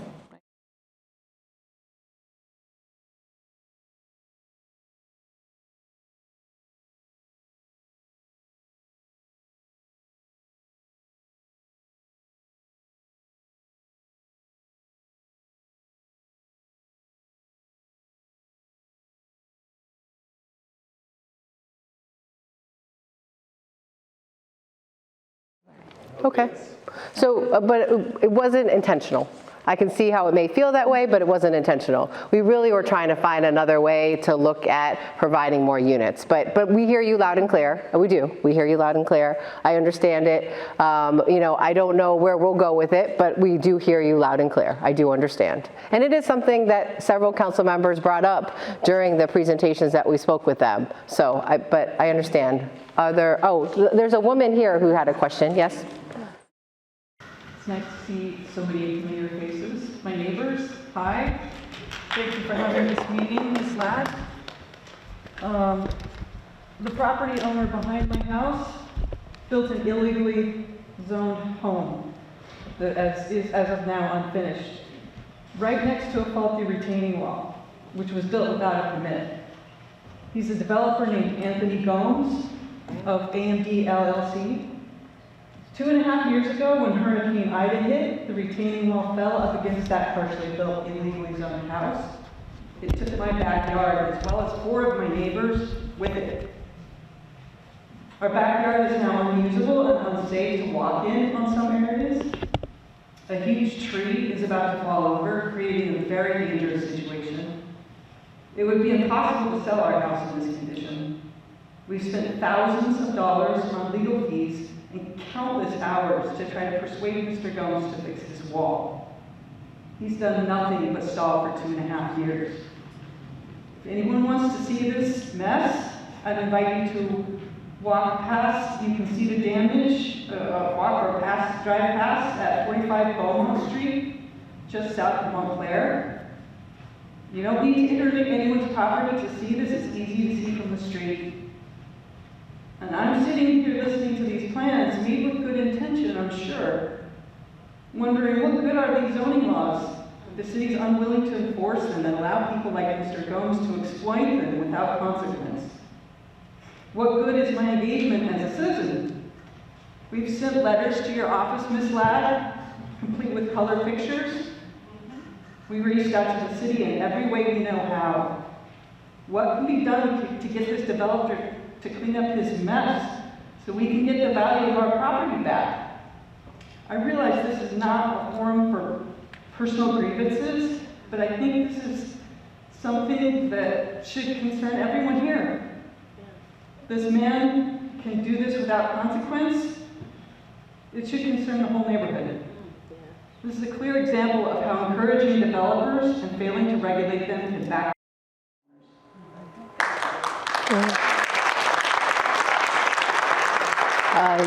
Thank you. I appreciate it. I took the address down.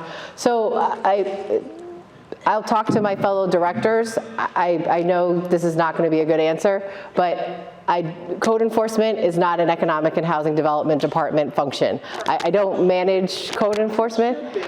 Perhaps, but I don't manage code enforcement. It is under the Department of Engineering, so anything that I can do is refer it to a fellow director. I do understand, I understand the frustration. I took the address down. I will talk to them. I see what you're saying, but even if, if you send it to me, I will refer it to my fellow director because I don't have the authority to actually do something about it other than to share it with another director because we're not code enforcement. Well, who does? Because we literally cannot sell our house. We've been in this situation for a year and a half. We've been going round robin. Ramos was just here. He just skeeted out. He's been helpful, sure. But like a politician, he knows when to leave. But it's unfair to us as taxpayers. Our taxes went up, and this Gomes gets to live in his house wherever he is and not have to worry about it. Our backyard is destroyed. It's literally being held up by the illegal structure he put there. And when it originally was up there, it was not 3 feet from the side, like as Pallavi displayed. It was not 3 feet. I could always touch the structure. That entire lot has been unoccupied for 2 decades. It was originally in 2000, it was a 1-family house that was illegally converted to a 2-family house. It was a fire. A fireman died. Gomes then purchased it in 2004. He wanted to put not one, not two, but 3 two-family houses in a lot that was zoned for 1. Okay. Okay? So if this goes back decades, and they finally put the plot there. This is before I purchased the house. I purchased the house in 2018. Right. But I saw the history of it. And then he put the house there. He was being greedy. He didn't put the setback properly. So then code enforcement came and said, okay, let's push it back. And then he had to push it back a little ways. When he pushed it back, it wiped out the sidewalk. So there has not been a sidewalk there for 2 decades. And the city of Newark allows this. Vegetation, everything grows, all types of crap, garbage, everything. And it's like, he put that there, and and the city's not doing their job. There was a fire there, and the next fire hose is like way down the street. The fire hydrant is way down the street. What's preventing that from happening again? Did the city do its due diligence in making sure the infrastructure in that area is sustainable for 3 two-family houses to now move there? It's a fair point. Yeah, it's a huge Pandora's box. There's a lot of mistakes. There's a lot of mistakes on both of the city of Newark as well as the developer. And this Gomes has probably done this before, and he's probably doing other developments, and the city of Newark continue. He has. They allow him to continue. So I can do this, we can do this tonight. We can take your information, but we're going to email the person who's in charge of code enforcement. His name is Mike Wilson. Have you guys met Mike? He's newly in the position. He works for the new director of engineering, who is Dolores Wooten. She's been there since July. Mike has been in the job, I want to say, since September. And he, you may take this with your grain of salt, but I feel like he does a good service to the city because he's action oriented. And so I'm happy to have us do that and send a message to him and have him come out to the site. Dolores has been to our site. Oh, okay. Okay, sorry. Everyone's been pleasant, but no one's taking action. Did Mike go with her? Possibly. Oh, okay. Yeah, but we've taken it as homeowners as far as. I mean, I know that's not your responsibility. I just figured I'd ask because, I mean, Mike's the guy who gets it done, right? So I just want to make sure that you're talking to the right person. He's very involved in like individual situations just as much as global, like citywide it matters. So I just thought that it would be good for us to do that. So I'm happy to do When does the Corporation Council get involved? At some point, right? So the Corporation Council gets involved once the property, okay, hold on.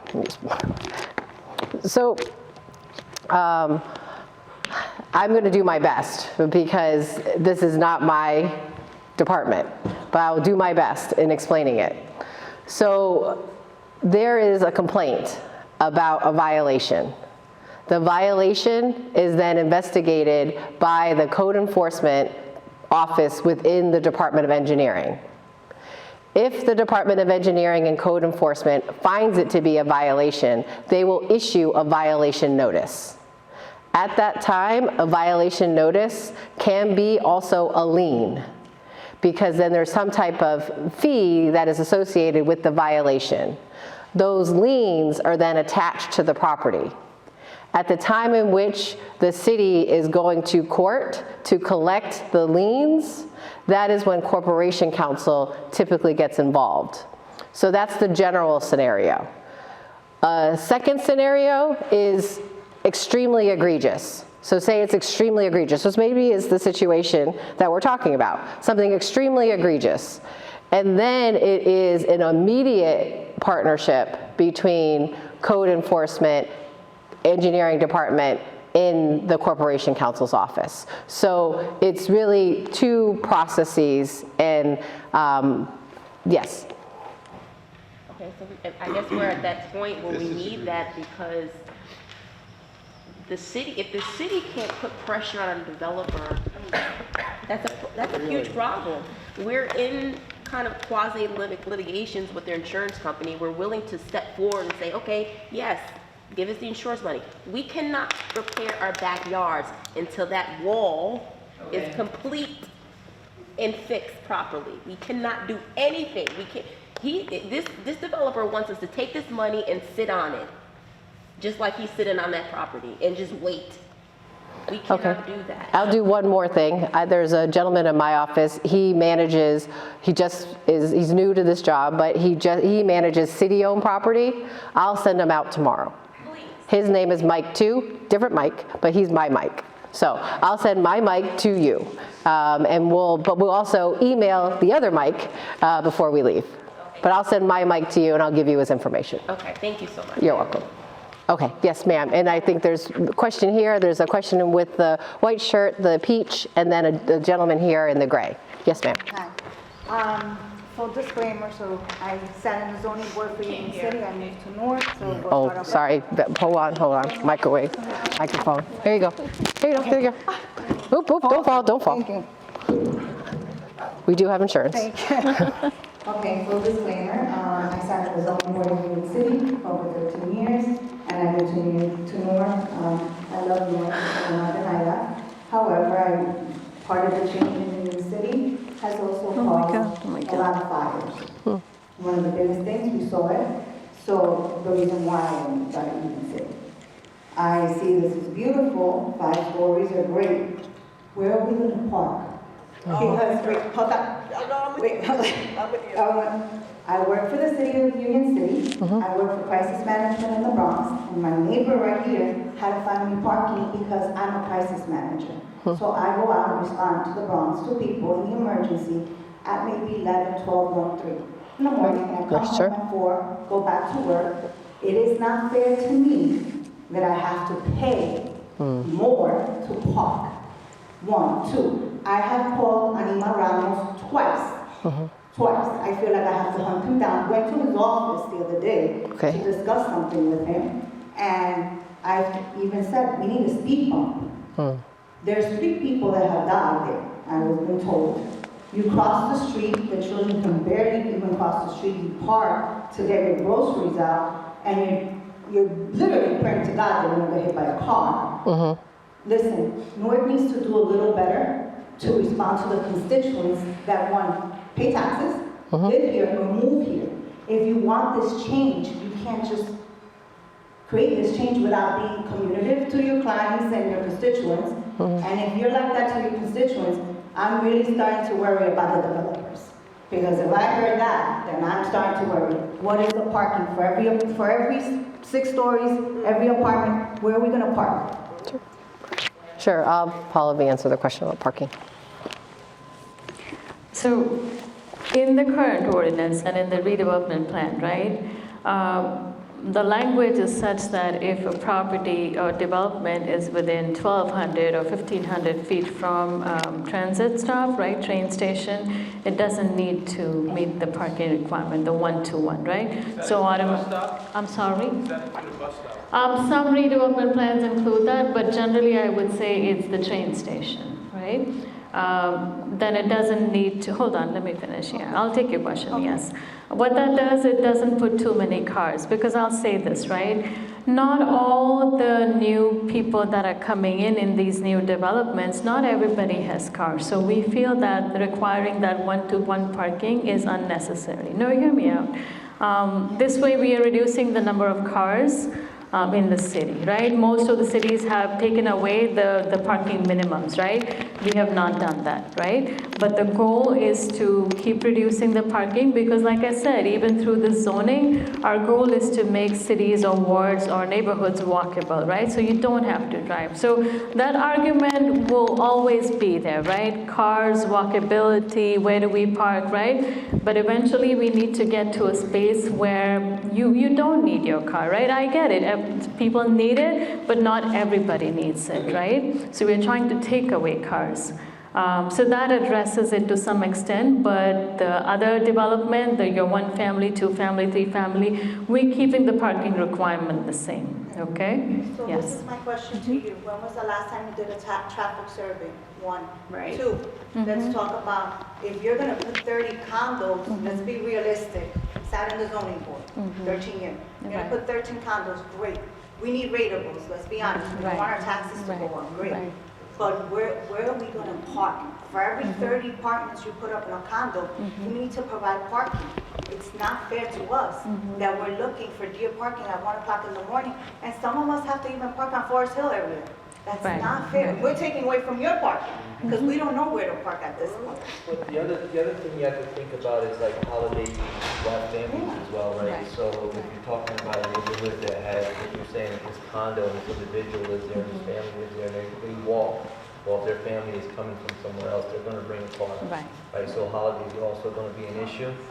I mean, I understand that we have a need for more housing. And I think that the larger conversation and the larger thing that I hear is that you make these changes to zoning, are you really considering infrastructure?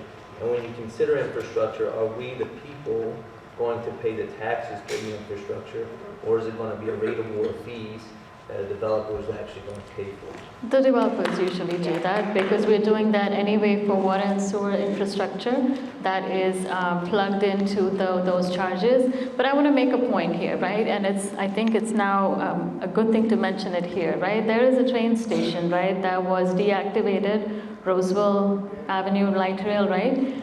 Many years ago, decades ago probably. Why did they deactivate it? Because there were no people to take transit, right?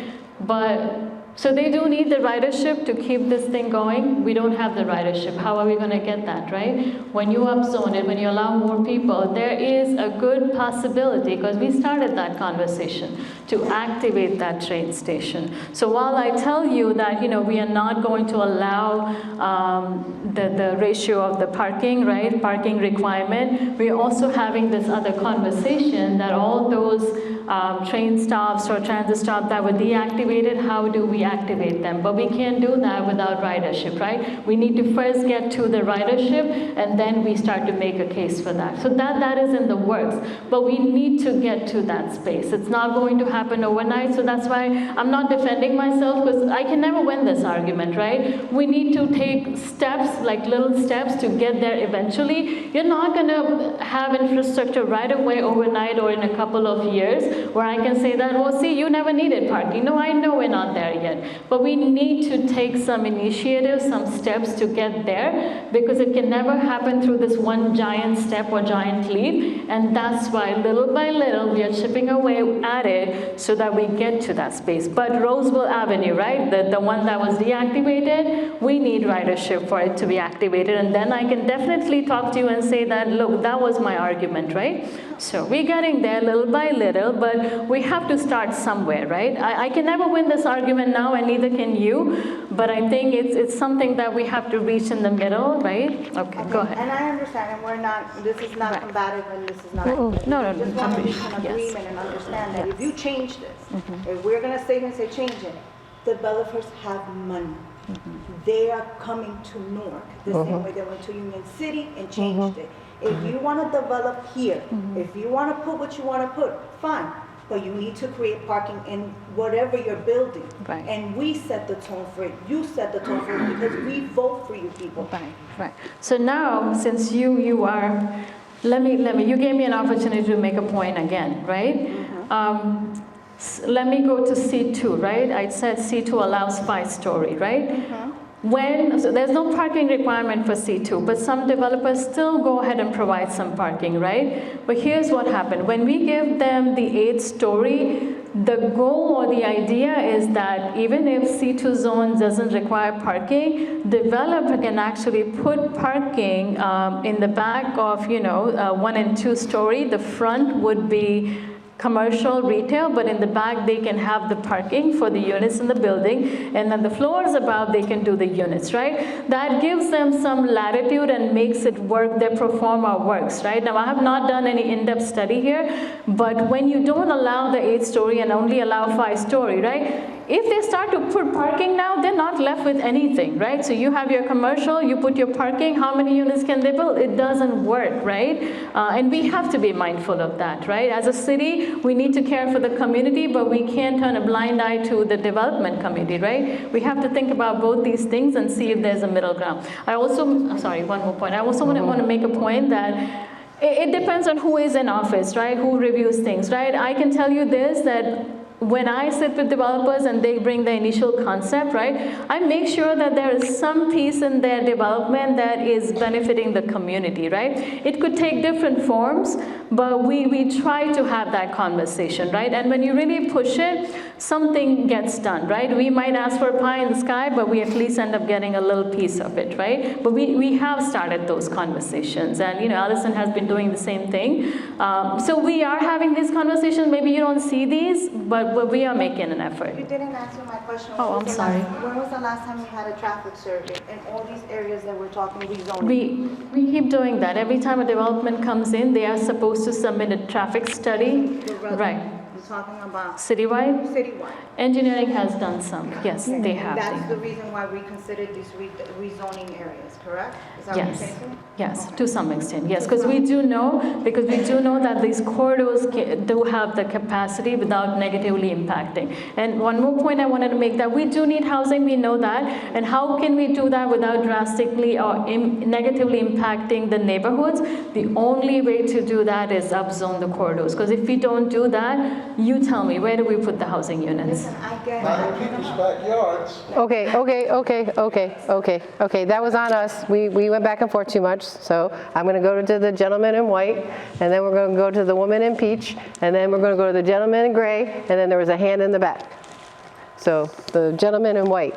Yes, sir. So I understand. Can you use the microphone, please? Just because it helps the people on the other side. I'm not a fan either, to be honest. I understand encouraging developers to build, and you've got incentives for them all planned out and well thought out, to bring them in to build and to add, change the zoning so they can add 20% affordable units within the larger structures and have your housing requirements met. Those are professionals. They know what they're doing. They know how to build. They know how to manage. I am a landlord in Newark since 2010. My landlord's point of view is accessory dwelling units where a person with a backyard builds an inexpensive structure to house human beings and then deal with the outcome of that is a very bad idea. Being a landlord is not for the faint of heart, and a lot of people can't do it. Suddenly allowing that to happen, you unleash a lot of ugly things. I just think it's a recipe for disaster. I wish you'd let these new affordable units fill up and see how well it goes before you do this accessory dwelling unit. That's my point. Thank you.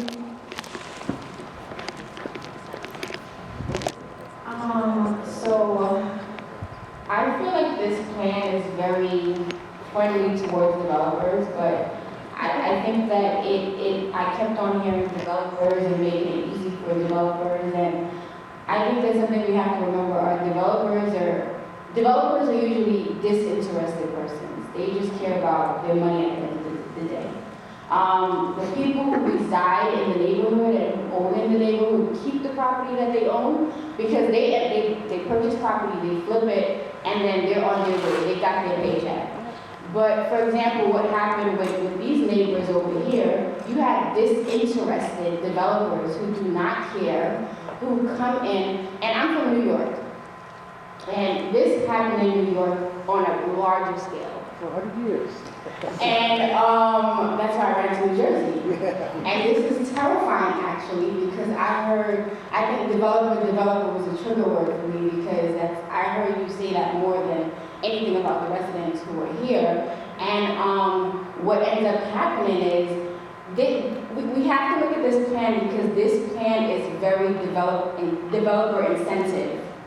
And it's scary.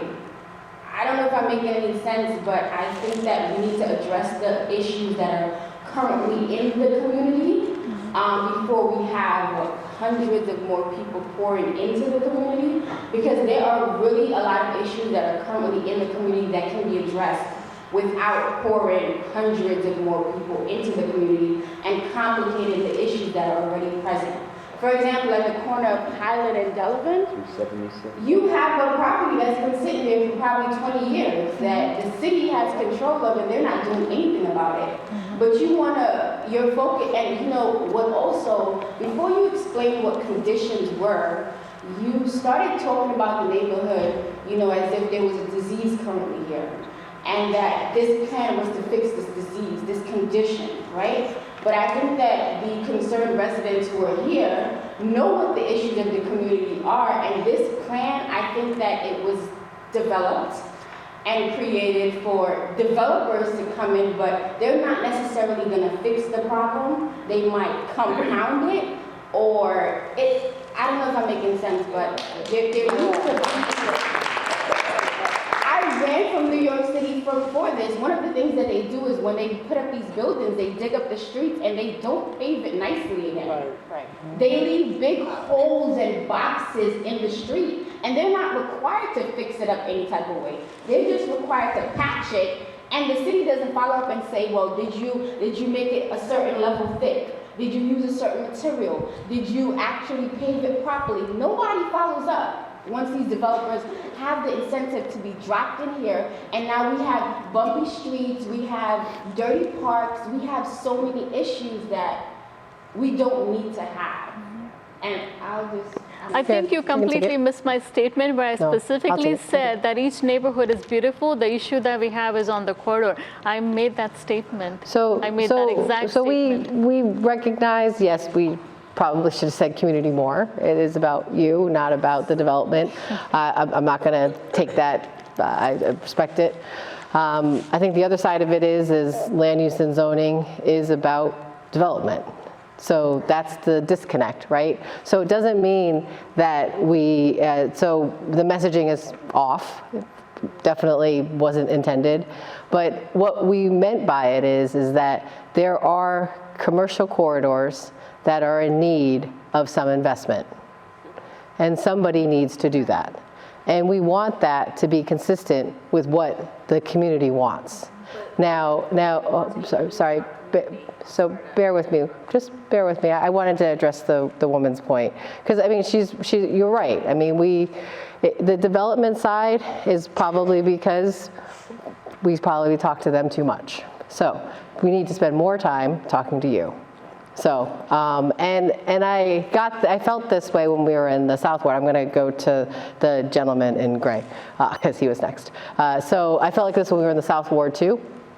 And it was just that we feel like that the community was like, you're talking about something that's impacting me, but you're not talking with me. And the thing that disconnected is that we meant that to happen through the master plan process. And even tonight when I asked how many people knew about the master plan or participated, it was a few. And that is, to your point even further, a disconnect. So we were moving from a master plan that was meant to be about the community with the community engagement to a land use and zoning which was meant to execute based upon what the community said. And, you know, I see your point. So, and but we are glad you're here. So I do know that. We're trying to prevent these carpetbagger developers. We are too, I understand. Carpetbaggers, they come in here and they just do what they need to do and they leave to their nice house and don't have to worry about it, you know? Understood. I mean, I know the gentleman's going to speak, but it's an everyday, in a good way, it's an everyday fight, right? I know it sounds like today we're talking about developers, but we're actually talking about community. But for us, for me in particular, every day it is an argument in a good way, but it's a negotiation on behalf of what our policies are. So we fight for affordable housing. We're fighting for more resilient development. We're fighting for more green spaces. We're fighting for that. And yes, developers don't always want to give it to us, but we have to fight for it. And you may not see it as much as you'd like to, but it is something that we do. I mean, and that's partly because, you know, we have Mayor Baraka, in my mind as a mayor, he's the one who champions to make sure that we actually are fighting. You know, not that it's so but I do understand. It is tough. It is tough. So yes, sir. Do you want the microphone or you don't want the microphone? Yes. Okay. accessory dwelling units are pretty much, you're using private land to answer the question of affordable housing, correct? Partly. Partly, because I said that you could use it even for your family member, right? Extended family. But the city of Newark has public housing units that are boarded up. Why don't they just rehab those existing units and make them available to people? It's starting. You're right. It's not fast enough.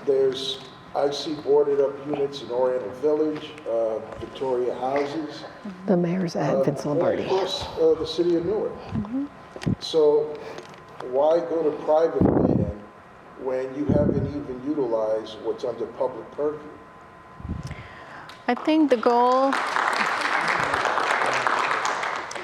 no, I understand, but the goal was just to provide different types of housing, different options citywide. That was just the goal.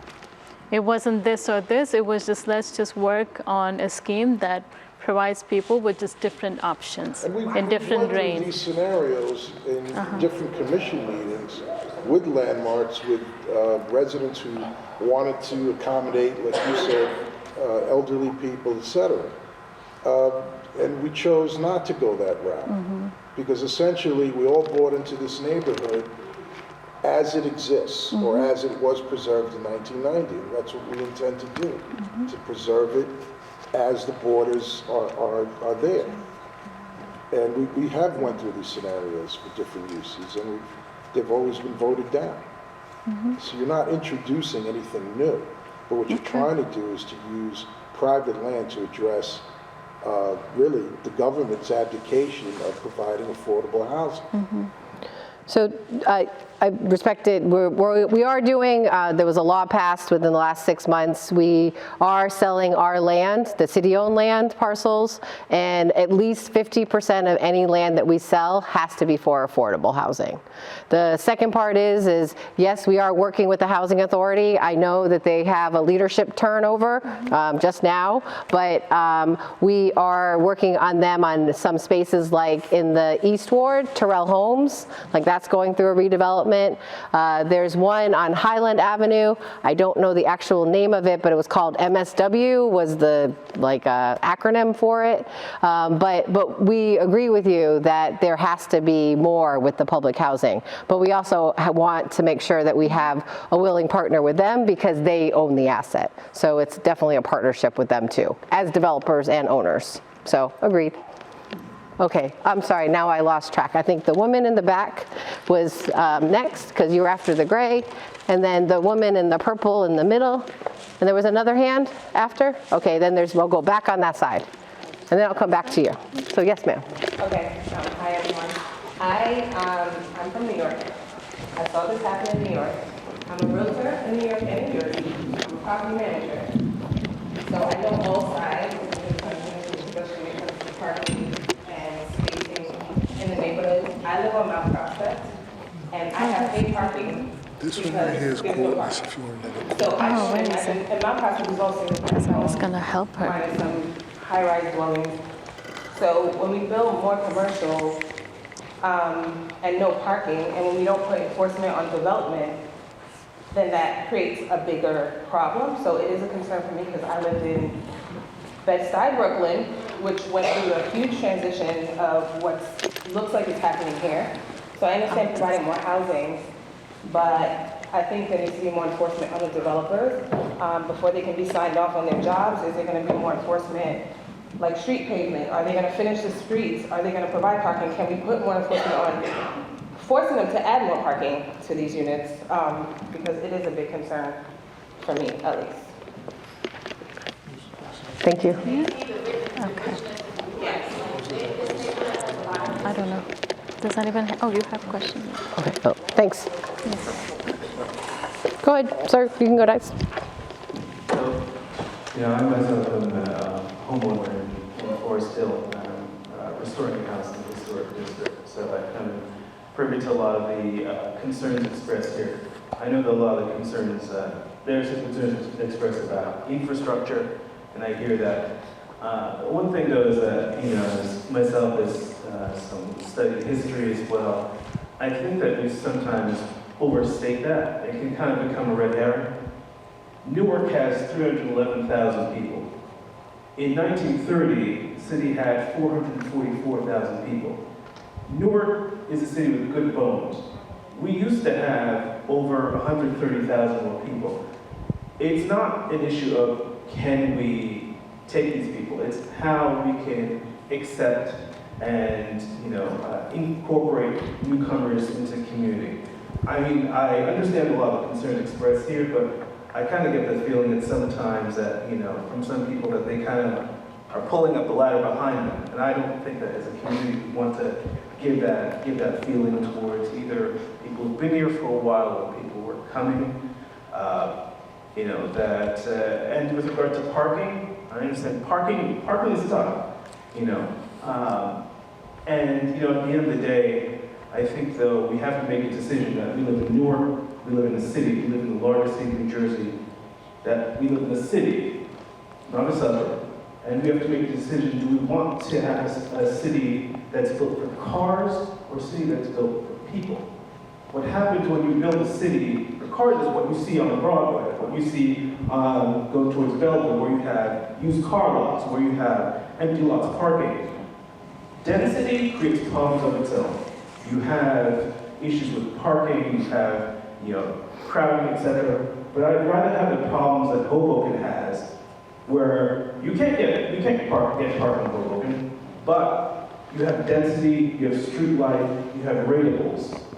And at the end of the day, we have to make a decision. Do we live in the city or do we not? And I think that we have to move forward thinking about Newark as a city, not a suburb, and being able to make those accommodations for those who both do have cars and don't have cars. Thank you. Thanks. I think there were a couple more over here, and then the woman in the pink. Here. Gentleman in the blue. Thank you. We really appreciate your engagement in this. Sure. Just doing a couple things. I noticed, and obviously we'll have more comments, but SROs, you will get what you will get as the bottom feeders, people who look to convert an existing structure to whatever you will get moved, and that may not be a good thing. Okay. You get a ton of those. It doesn't add to the quality of life. It's good for maybe downtown. Verona, if we're talking about more units, okay, and Forest Hill mainly residential, Verona from the top of the hill all the way down to Mount Prospect, on both sides you should be encouraging residential, completely residential, not anything but residential. Okay. And the plan does not go there, it goes in a different direction. Goes in a different direction, right? Seems to be a disconnect. More for commercial, yeah. We're a residential area, we need more residences, let's have Verona be more residential than it is now. Obviously, south of or east of Mount Prospect, the story, that's Verona. And then this whole master plan, just is a question there. First, there's been no discussion of the central business district in all of your whole presentation of the whole city? I'm sorry. There was when we did the citywide sessions. We were doing one in the Central Ward. One of the requests from council was that we came to the ward and did ward-specific presentations, so we tried to break it down by neighborhood. But we will. Our Central Ward meeting is on June 5th, I think. It's on the back page. The way I think about it, we kind of have two, June 5th. parts of the city, right? There's the center business district, then there's the outlying district. It's kind of like Manhattan, right? And then we have Queens, Staten Island, Brooklyn around it. Sure. And the CBD is very dense. It should be denser. It's an economic engine. There should be much more development there.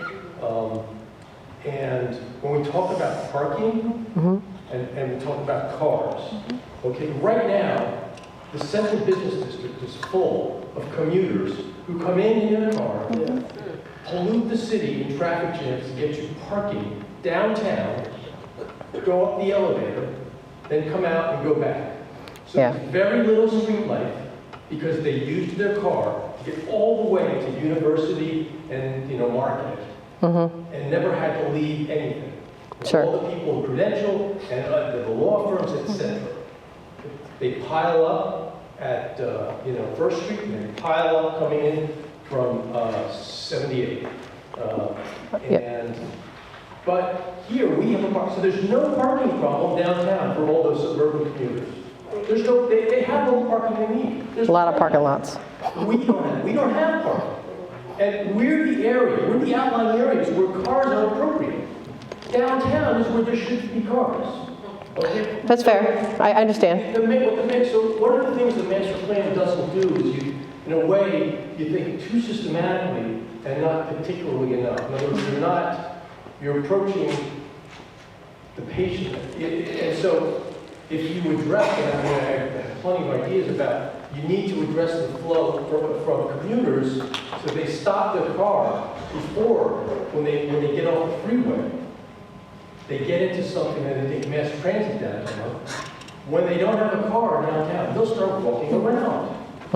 When they transfer from their car to their mass transit, they'll have time to walk around. So whether that's getting out of the car into something at the foot of Broad and 78, or at the foot of First Street and 280, right? You have thousands of people every day filling up, and with all that pollution, but it's backwards to what the city should be. Downtown should be for people, not cars. The outlying areas, there should be enough parking because it's appropriate to have cars along Strawberry. No, thanks. So definitely downtown density. So when we do this presentation downtown, the expectation is the density is going to be significantly different. So, I mean, we're seeing buildings that are building 40 stories, right? We have 40-story buildings being built.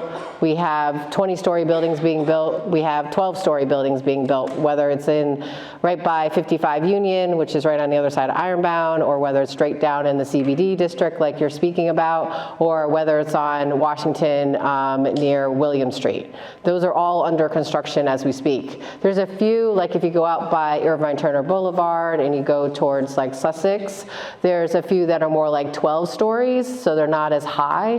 But I say that partly because we're not asking for that here. So we're not saying that we should have 60, 40, 30. That's not what we're saying about your community. We're just saying that there could be more commercial spaces and more commercial uses along your corridors. There could be some more density on those commercial corridors that might bring in maybe a medical center or other places to have restaurants, or places that you could have a daycare, or what else could we do around retail. So our thought is actually trying to find a way to make some of the commercial corridors like some of the ones that he left already, that we do in like Mount Prospect or also along Lower Broadway, where there are, the commercial corridor is more friendly and more active. But we're not trying to make the North Ward, any part of it, like downtown in that way about density. It's not, because none of the zones are going to let you go that high. Most of what you saw, I know we don't have it on the slide anymore, is still yellow, right? That's residential. And it's low density residential, like R1, R2. It's very low density. So it's where you all live. The changes are predominantly along like the commercial corridors. But I do hear you, but we're not trying to make North Ward like downtown. We know it's a very distinct and unique set of neighborhoods. So, but I appreciate your point, and feel free to come on June 5th because we will be doing the Central Ward presentation there. The purple person, the purple. Can I just ask one thing? Sorry. Hi, my name is Jackie J. I'm the president of the Forest Community Association. Hi. I'm the former president here, and we have a lot of Forest Hill residents here. I think it's nearly everyone. I know most of these cases. Yeah. Follow-up question for you, Mike, because I forgot. This was mostly a comment from you, but are you requesting of the zoning changes that parking be required for some of these larger, like, we're increasing the density, so are you asking that that's also coming with it, a combination for where our cars go? You should have a parking plan. We're not against Yeah. development, we just want to be able to live. I We would. moved here, we bought here, we live here, we just want to be able to say, and we know, we have to be reasonable too. There's You a guys legacy need issue ratables, that you somehow guys need there some should be type of money buyers coming in to be promote. able. In other words, I'm with you. somehow, developers manage to build copious amounts of parking downtown. I know, I hate it. Happen to have, it did, no one, and so. It's very hard to get them to not do that. It shouldn't be that hard to somehow incent, find solutions to develop parking for outlying areas. I see that. I see the point. I see the point. I'm not saying in within. No, but you mean like municipal parking, like, so I know person in pink, purple. But so some of you know I used to live in DC and work in Maryland. And so, I know that there was lots of changes. I moved to DC in the late 90s. And the late 90s is a lot different than what it is today. The development patterns changed, the density changed, the benefits changed. Like I can go to the Anacostia River, which I could not do in the 90s.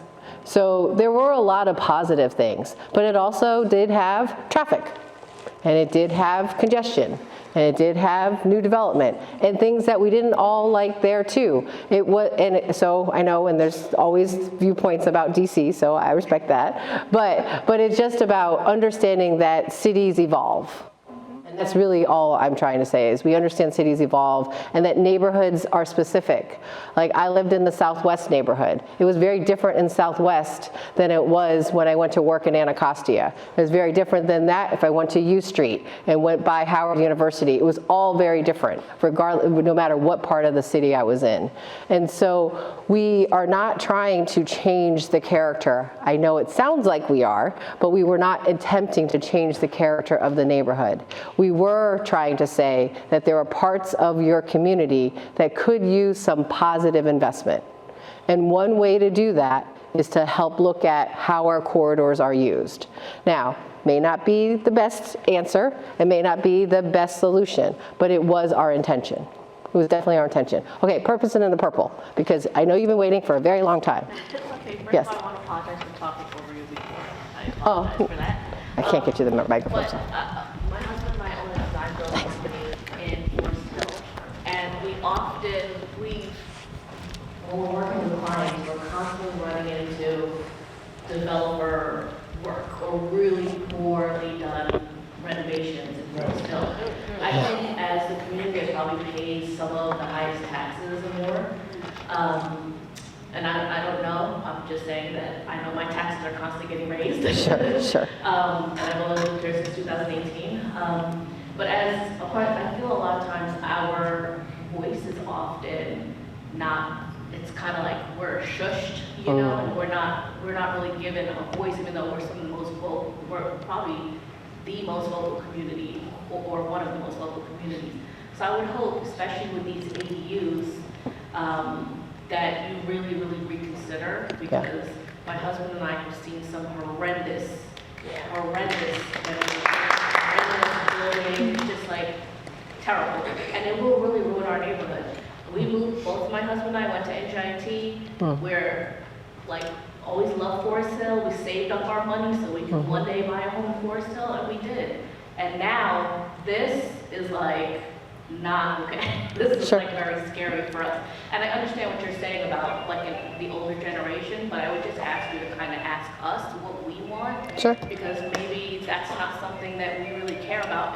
Not that we don't care about our elderly. That's okay. I gotcha. It may not be something that I get the intent, but for us it may not work, and we've seen it time and time again as these poor neighbors over here that have to deal with this terrible situation. It's not feasible for our neighborhood. Over and over again, we've had multiple examples of how this is really bad for us.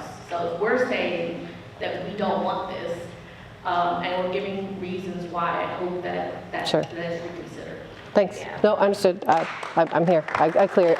loud and clear. I do understand. A lad, they Yes. actually, I used to live in Jersey City, and they had this issue, but not the ADUs, but they were putting up these two-family houses with the garages on the bottom. I'm Yeah. sure everybody's familiar with it. Yeah, they own turning box. the garage into an illegal apartment, and people were getting killed in fires, and it just was a huge issue. Yeah. But Jersey City, ironically, they, and I mean, maybe Newark is a great city, I love it, but maybe they could take the rule book from, Jersey City. That's a good idea. You could not literally move a pebble in Jersey City without notifying the owners and Okay. the residents. Okay. I get notices all the time. Oh, this development's coming, community meeting. We need more of those. Yeah. So we know what's going on. And another thing too is the common theme here is parking. Yes. It's huge. It needs to be on the agenda because not only that developer, we had that situation there, the parking is horrendous by the Forest Hill Terrace. Yep. Those older, Yep. like row house, like not the row houses, but the garden houses. Yep. It used to be kept. It's horrible now. It's a lot of garbage around there. Parking's Okay. horrible. People double park. I constantly drive by there. People's windows are busted up, and it's a lot. It's very bad. Okay. It's very I understand. Okay. Okay, let's see. The woman in the back, then the gentleman, and then this other gentleman. Are there any over there that I missed? Okay, the woman in the front. Okay, go ahead. Yes. I wanted to go back to I guess the original plan was creating affordable housing. I just wanted to confirm, the AMI that this is based off of, is that all of Newark or is it based on by ward? No, it's the median income for the region, so it's about $100,000 for a family of four. For a family of four at 30% of AMI is about $35,000. Okay. The reason why I asked that, because again, I'm from New York, I came here for affordability, right? So we can create more housing, and I know someone brought up talking about no parking. It's not going to affect parking because there's more walkability, but I actually think I disagree with that completely. Because what's going to happen is you're going to get more transplants, right? For me, being a Rosa, I help a lot of people moving from New York here, and they all come in cars. So that's going to increase it. So I understand not lifting up the ladder and leaving people behind. My other concern is Thank you for coming. AMI, really, I think you mentioned $730 something being, it just doesn't seem realistic. No. So It's I'm for- concerned about that because really, if that's what most people can afford, I don't think we're gonna hit that, what you guys are planning. I don't think that number is really real. So I'm just saying, bringing it back to the point of parking, bringing it back to the point of affordable housing, it just seems contradicting. So I'm wondering where the numbers are coming from. Sure. So the 16,000 unit number is a study that was done by NEED, and it was done by Rutgers. So they are saying that in our city, in order to provide housing that's affordable to families who make $35,000, we need to build 16,000 units. That's the analysis. And they need to be able to pay $750.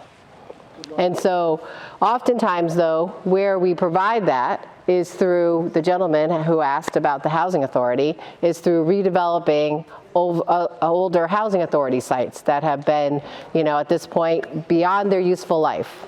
So maybe they're 30, 40 years, and they shouldn't exist anyways because they were, really was not the best way to house families that couldn't house themselves.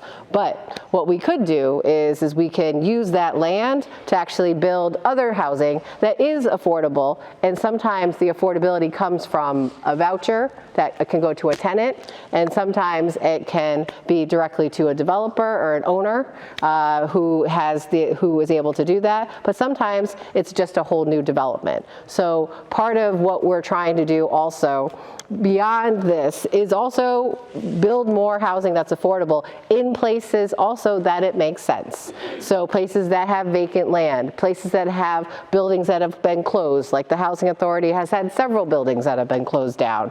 And so we're trying to rebuild. So that's where the number comes from.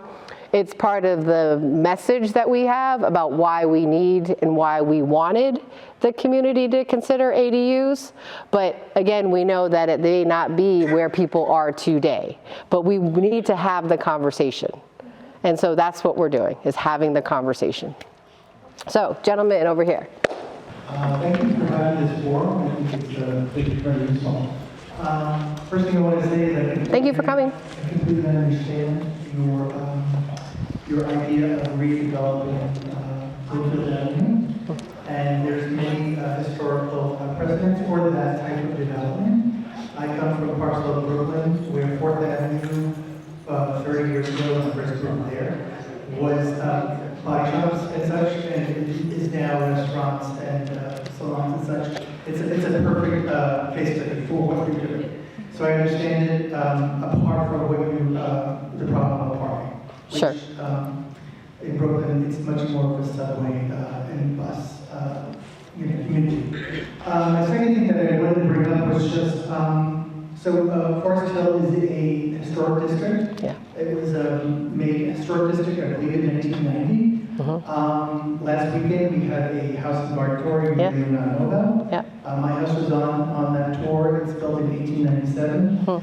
My neighbor's house is built, I believe, in 1921. I'm concerned about if we were to be building, if me and my neighbors were to be building ADUs in our backyards, what are they going to look like and how well are they going to blend in with the existing historical structures? I really would hate to see some glassy, asymmetrical thing that I might appreciate in the Hamptons or something. I just don't want to see it in the backyards of my 1921, neighborhood. So I am concerned about aesthetics of a historic neighborhood. And I want to know, I understand that you are looking to find places for people to live in Newark. And like I said, I think your ideas about developing Bloomfield Avenue are great. But when you're dealing with a historic district, how does that come into your thinking about ADUs? And I understand that there'll be a review from the LHPC review. Yeah, the historic. But apart from that, where's your thinking on that? What kind of buildings are going to be in people's backyards? Are they going to be, what kind of materials are we going to be looking at? Aluminum siding? Are we going to be looking at modern structures with solar panels and asymmetrical? I just don't. It's fair. I just don't see it. Yep, no, it's fair. I see that. I don't know if we have an answer for you because if we were able to make this be part of the plan, we have to go through a design process. So, because it would actually have to go through an approval process. So we didn't put a lot of kind of design standards to it yet, partly because we were trying to see where we were with the, actually with the community. So right now we're at, we have. Right. I mean, there is language where it has to architecturally complement something that's there. And also to let you know that the historic design review, right, that happens with the commissioners, they do a really good job of making sure that it's not sticking out like an eyesore, but really complements and enhances. So all the reviews that you're concerned about, the material or other design standards, they would be reviewing it. Yes. If I could just add something to that before we move on, I think I would rely on landmarks, right, like you said, to clear the fact that things would be befitting. However, I know there's some details about that slide that we fell in love with about the ADUs that we need to finalize. And when we think about the fact that it said that the construction for that additional dwelling could be up to 25% of the existing structure, some of us have 6,000 square foot houses. So if we say that it can be up to 25% of that, you're building another house on the lot. Right. No, that's why I was going to clarify that, because there was a little misunderstanding and I didn't want it to give any answer because I didn't want it to give a wrong answer.